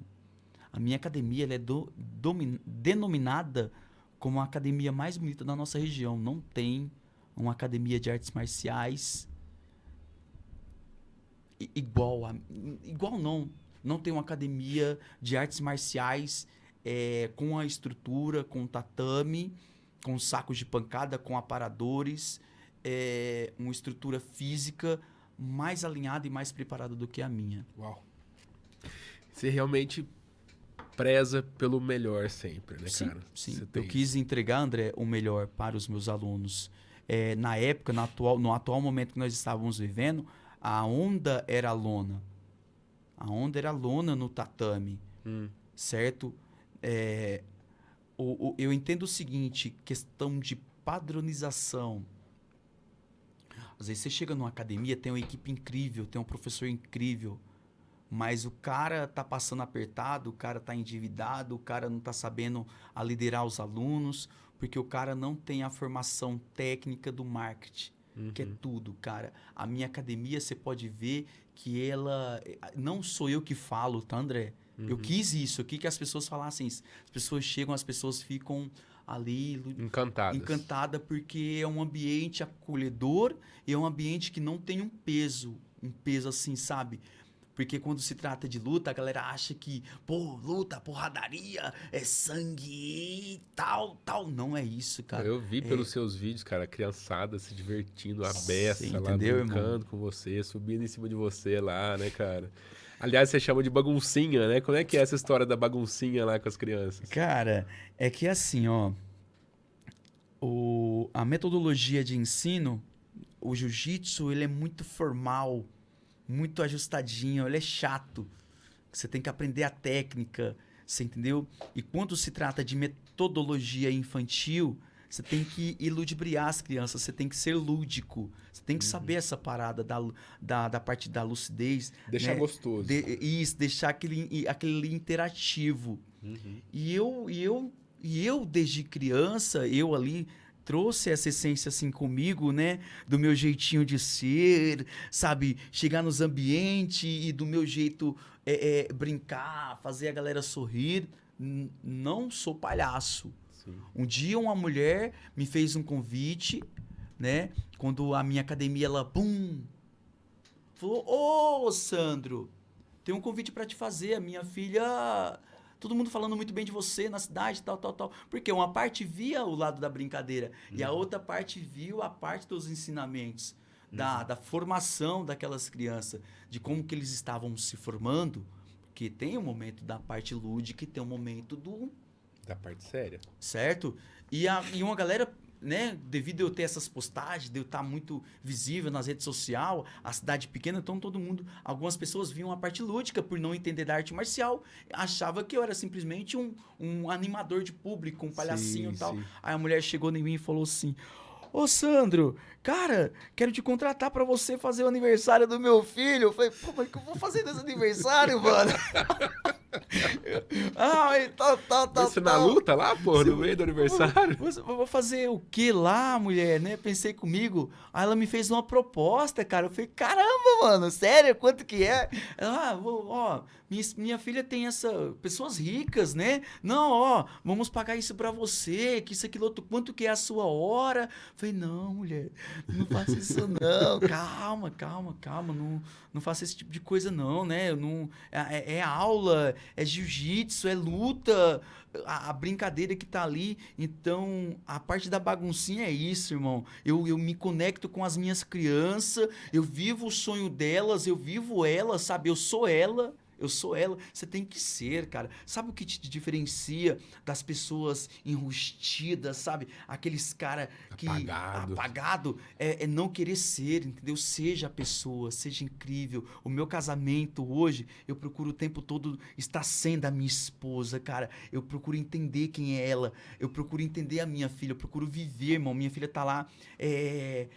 sabe, aquela essência. É linda a sua filha. Aí eu peguei e falei assim, obrigado, André.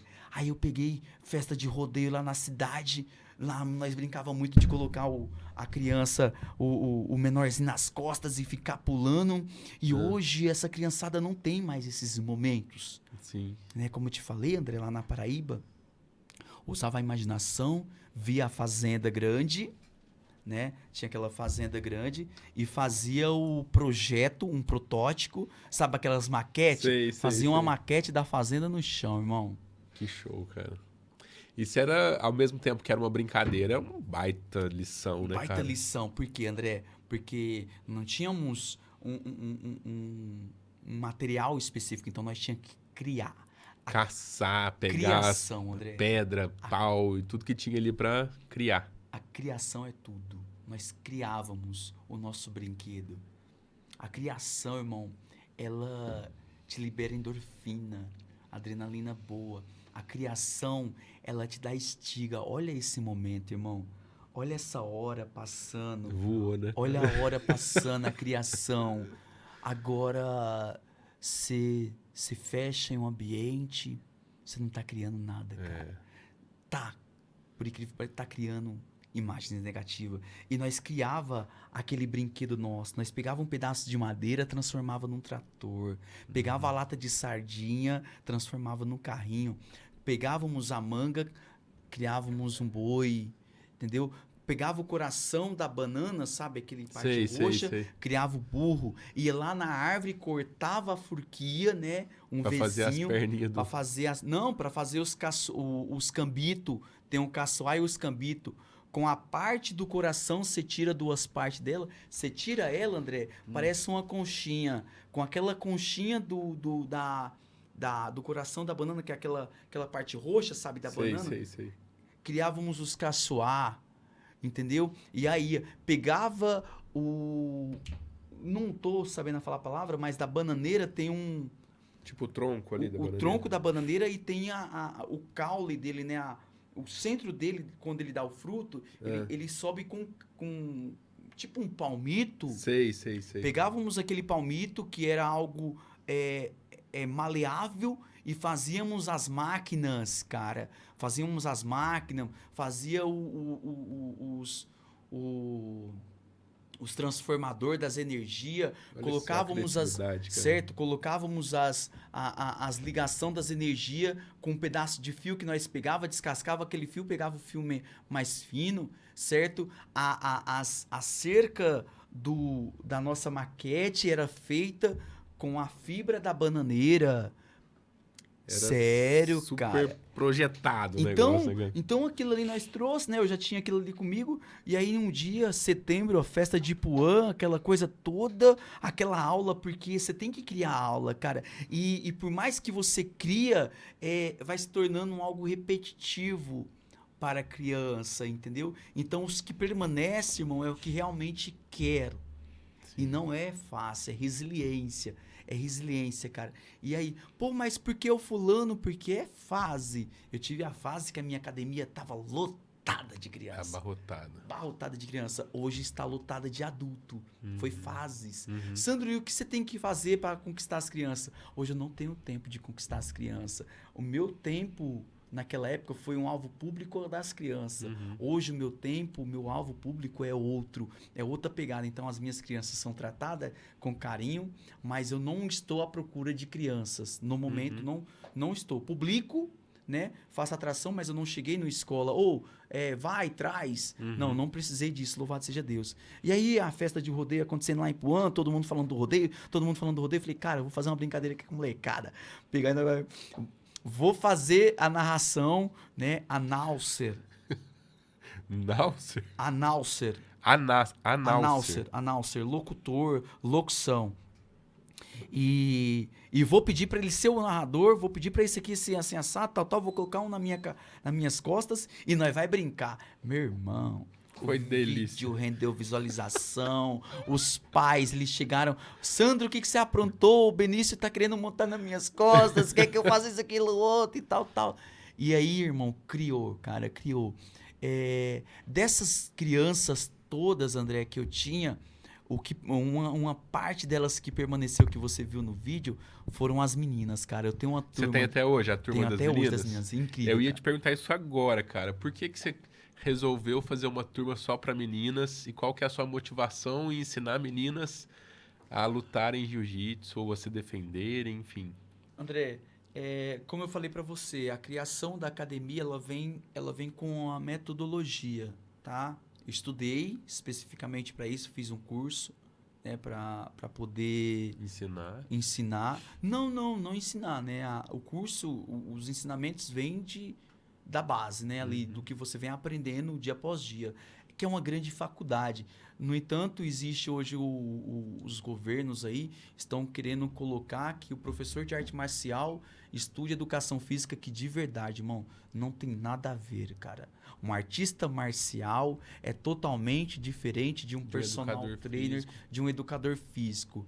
Existe um complemento, existe algo gigante para agregar, mas não tem nada a ver. De verdade, irmão. Não tem nada a ver. Não adianta um cara que tem um CREF, um cara que é formado, querer ensinar você a dar um jab direto, que ele não sabe, irmão. Você faz ideia o tanto que eu sofro. O mestre falou, Sandro, vai fazer 20 anos que eu estou dando um jab direto e até hoje eu não aprendi a dar um jab direto. Você imagina que é você escutar isso de um artista marcial, de um campeão mundial, de um campeão brasileiro, de um campeão dos campeões, o cara que já só não foi pro exterior por falta de oportunidade, mas que se eu tiver nessa pegada que eu chego no exterior, represento o nosso país, representei a minha cidade da melhor forma possível. E aí vem uma lei que fala que você vai ter que fazer, mas eu sei o que é isso, André. É dinheiro. Sim. É muito dinheiro que envolve. E ali, com esse crescimento, a metodologia foi criada, né?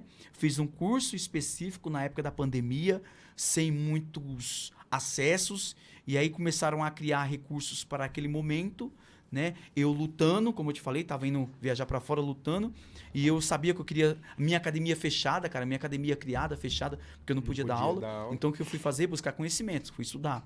Eu fiz um curso e no curso estava alinhado mais ou menos a padronização, alinhado com algumas coisas que eu vi interessante e agreguei. Aí o que eu pensei? Falei, cara, primeiro público incrível, um público fiel, um público forte, até parece assim, um complô, não sei, acho que não é a palavra, mas um público fiel, irmão, é o das mulheres, cara. No entanto, você vê que as minhas crianças, as meninas, estão lá. As mulheres são diferentes, cara. A dominância delas, elas veio para dominar a parada, irmão. A gente falou sobre isso aqui esses dias agora. Você pode ver que você chega na igreja, bum, mulheres, irmão.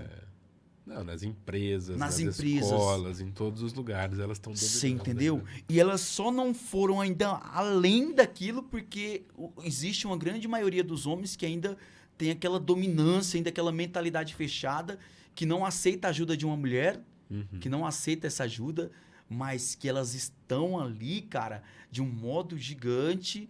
Claro que, né, elas têm as limitações dela que não tem comparação. Não queira comparar um homem com a mulher, que não existe essa possibilidade. Não tem. Cada um com as suas características. Exatamente. Né? A natureza, Deus nos presenteou dessa forma. Cada um com o seu lugar, cada um com a sua individualidade.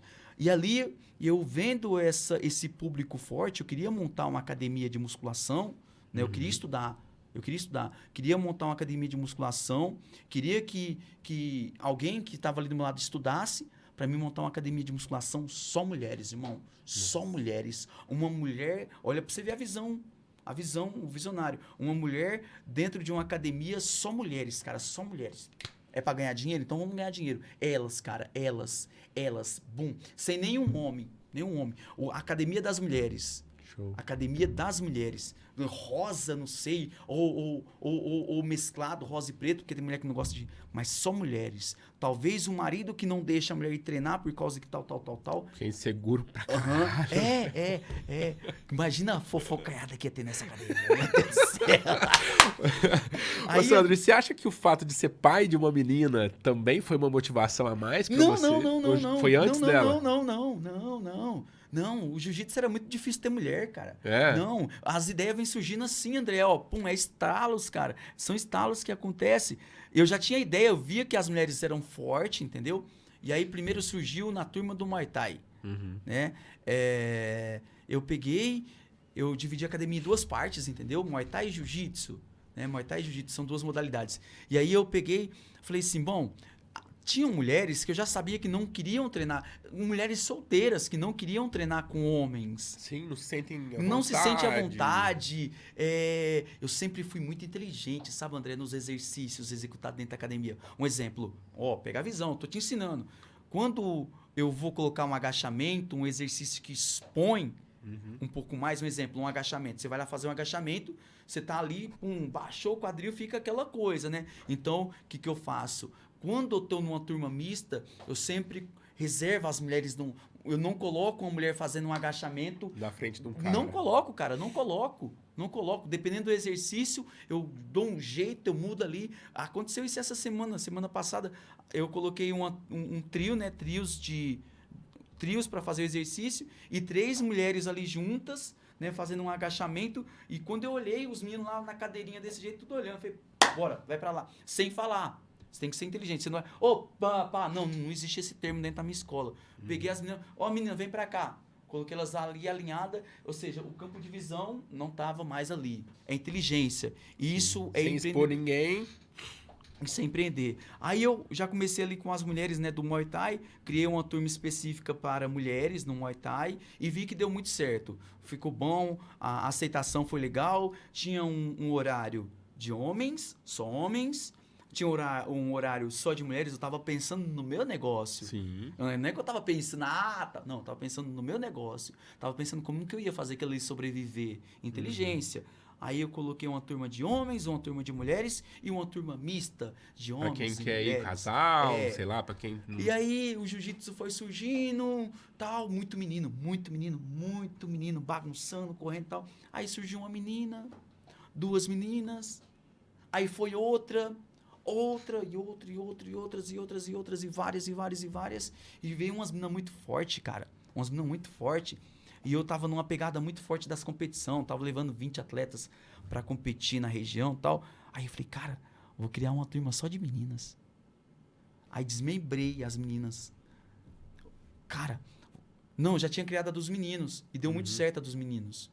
Tinha uns 12 meninos, 15 meninos lá, tudo treinando e tal. Os competidores. Eu criei uma turma de competidor. Aí, do nada foi aparecendo menino na academia, menina. Eu falei, vou criar uma turma só de meninas.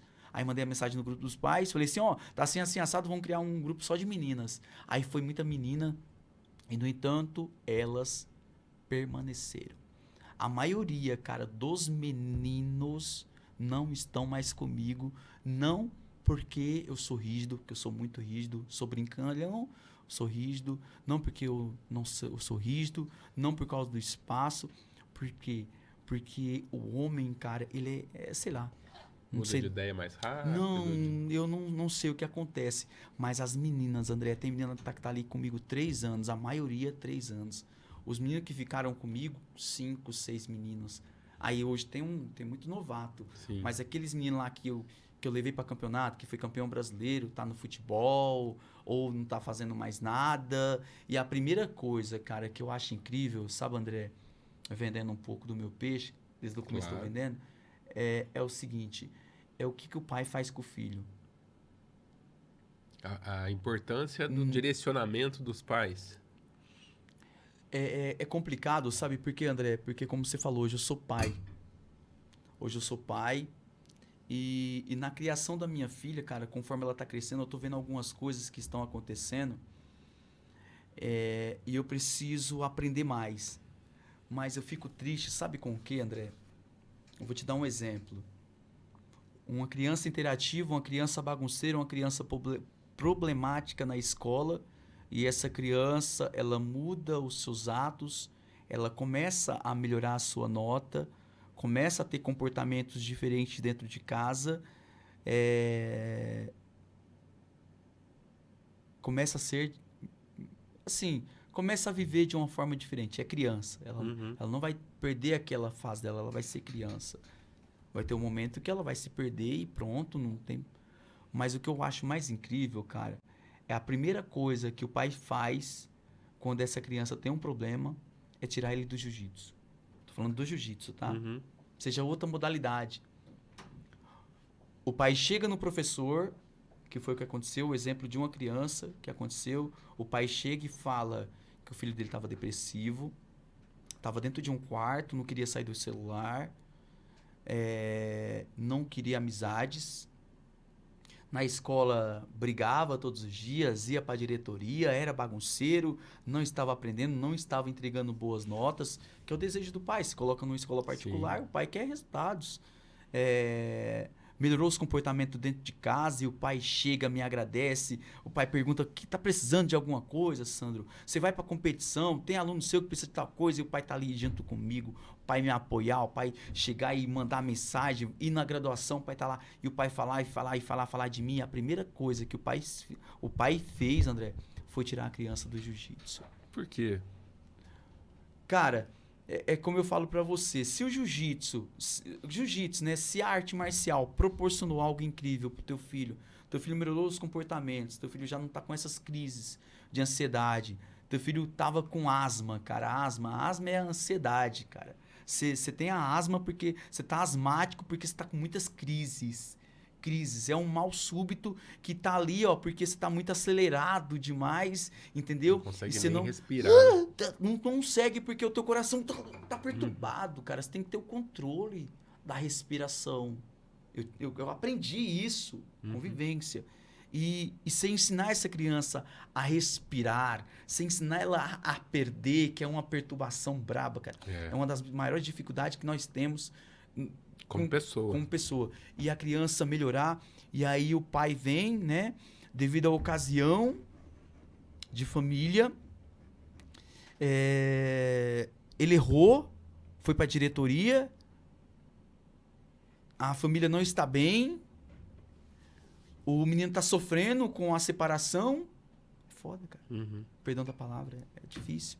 Está sofrendo com a separação dos pais, que brigam muito, que estão perturbados.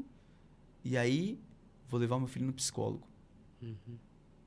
Aí, o horário do psicólogo é junto com o horário do jiu-jitsu. Aí tem que escolher um ou outro. Aí escolhe o médico, né? Escolhe o cara ali, né? Entendi. Sandro, você tem alguma coisa contra os profissionais da área, os psicólogos, os psiquiatras, os médicos? Cara, nada contra.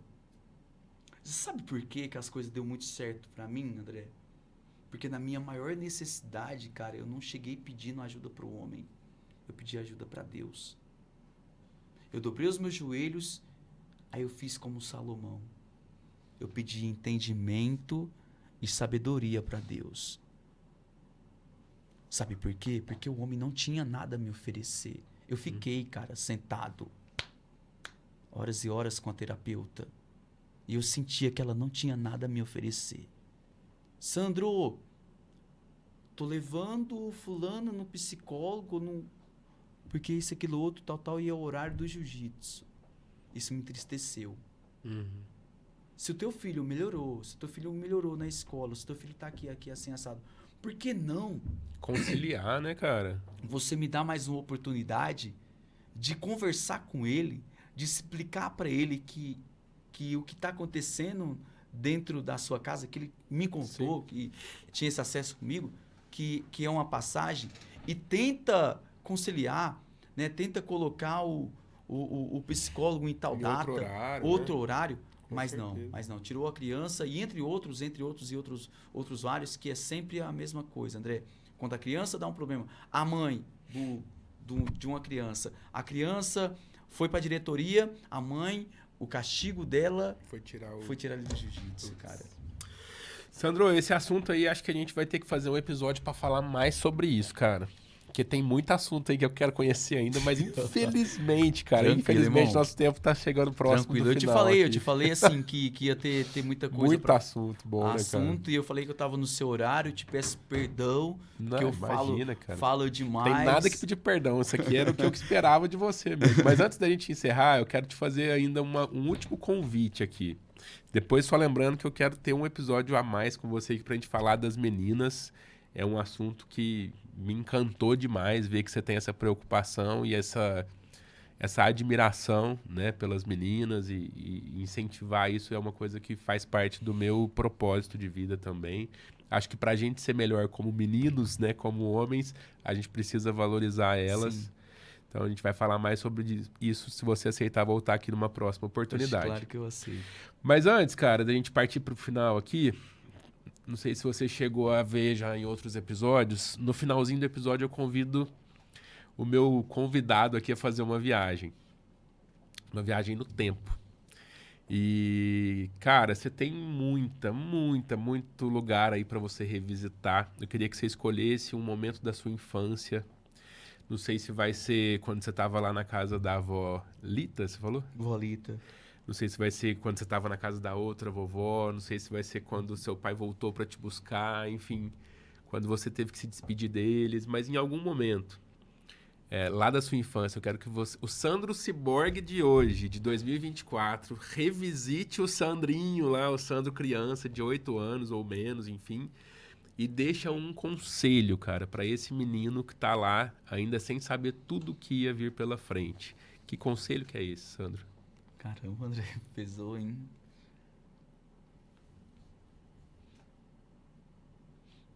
Pesou. Não consigo, não tô... Como eu te falei, né? Foi tudo muito incrível, cara. Mas... Um dia... Meu tio foi numa vendinha. Ele comprou um pedaço de mortadela. Minha avó tinha conta, cara, nessa... Chamava bodega. E ele tinha acesso a essas coisas. Como eu te falei, as limitações, a vontade de tomar um refrigerante que não tinha tomado, a vontade de comer algo gostoso, uma bolacha, não tinha acesso. E mortadela é gostoso, para nós era muito gostoso e era algo barato. Meu tio foi lá, comprou um pedaço de mortadela grande na conta da minha avó, escondido. Aí fomos para debaixo de uma oliveira, eu não me recordo qual que era a planta, do lado do rio. E nós três, eu, ele, o tio Fernando, saudoso tio Fernando, saudoso tio Luciano, sentamos ali e começamos a comer aquela mortadela como se fosse uma carne popular, um pedaço de picanha ou algo muito gostoso. Comemos aquele pedaço de mortadela, nos esbaldamos porque era um pedaço grande. Isso ficou muito marcado na minha infância. E o conselho que eu daria, que eu dou para aquele cara, velho, para aquele Sandro, é que ele nunca desiste de ser humano. Dele entender que toda pessoa na face dessa terra, assim como ele teve as oportunidades, todo indivíduo vivo merece uma oportunidade no seu determinado lugar. Se você erra, você vai ter que pagar pelo seu erro. Eu já errei muito, André. Errei muito. Então, o conselho que eu dou para ele é que ele viva, que ele seja ser humano. Entendeu? Aproveita e agradeça a Deus por ter vivido um tempo com esses dois tios meus, que hoje não estão mais com nós, partiram novo, um por acidente, o outro por drogas. Então, o conselho que eu dou para ele também é que ele não conheça as drogas, entendeu? Independente qual seja. Pois hoje o Sandro teve uma oportunidade de beber uma cerveja e não gostou. Porque eu entendi que eu não ia ter controle sobre a situação de beber um copinho ali, moderado. O Sandro fumou um cigarro de maconha, o Sandro não gostou. O Sandro viu os amigos dele ali com numa mesa, sentado, distribuindo pinos de cocaína. E ele não provou daquilo. Acho que foi os conselhos que veio até a mim. Fantástico, Sandro. Isso, cara. Cara, só tenho que te agradecer. Muito obrigado pela generosidade, por tudo que você me ensinou aqui. Com certeza ensinou para essa galera que está assistindo a gente. Volta sempre, a casa é sempre sua aqui. Você curtiu o papo? Você tá louco. Me emocionei muito. Eu te falei, eu te vi num podcast gigante, cara, e foi algo incrível. Vendemos bem, né? Eu vendo bem, eu preciso vender. Eu sou um É o teu negócio, É cara. o meu negócio, eu preciso vender a minha imagem. Ah, André, eu preciso voltar sim pra te falar do Sandro Cyborg Announcer, cara. Do Dominion Fighters Championship. A sensação do interior paulista. Vamos o fazer Bruce Buffer, olha como os Bruce caras... Buffer. Bruce Buffer brasileiro. Caramba. Sabe o cara lá do UFC, irmão? Sei, Sabe aquele sei, cara sei. lá? É Sei. o Cyborg Announcer, cara. Que massa, cara. Vamos O fazer um Cyborg, episódio pra vamos- falar disso. Vamos falar do Cyborg Announcer. Vou te contar das competição. Nossa, cara, tem algo incrível. Muito massa. Aproveitar. Dia 21 de setembro, teremos a super edição do Domínio DFC. Posso falar o Instagram? Pode, claro, por Arroba favor. Domínio, com M no final. @Domínio. Dá uma olhada na dimensão desse evento, um dos maiores eventos da região. Tá? Ele é considerado a sensação do interior paulista. Eventos que já tivemos com nós. Charles do Bronx, parceirão nosso. Caio Borralho esteve com nós. A galera da Fight Nerds em peso, a galera que tá me escutando, tá entendendo? Talvez tá um pouquinho perdido, mas... Não é minha praia, eu te né? explico na oportunidade. Tá. É um convite que eu tô fazendo. A galera da Fight Nerds, Charles do Bronx estava com nós, o Caio Borralho, enfim. Essa galera gigante, atletas do Jungle Fight, o William Colorado, que é tríplice campeão em 3 categorias, o cara é brabo. Abraço, William. Corta esse pedaço e manda pro William, que eu tô chamando ele direto. O Jean Silva, cara. O Jean que foi campeão agora recentemente. O moleque tá se desbravando demais, moleque brabo. Quero você no DFC lá com nós, tá? Na área VIP. Escreve o que eu tô te falando. E você, André, aproveita essa oportunidade, deixa o convite pra você, André. Que honra, Como que é o cara. nome do guerreiro? Lineker. Como que é? Lineker. Lineker, tá? Primo do Lucas. Deixa esse convite pra vocês dois, entendeu? Pra que vá lá em Campinas conhecer o Domínio Fighter, o Octógono, cara. Profissional, irmão. Bicho profissional, entendeu?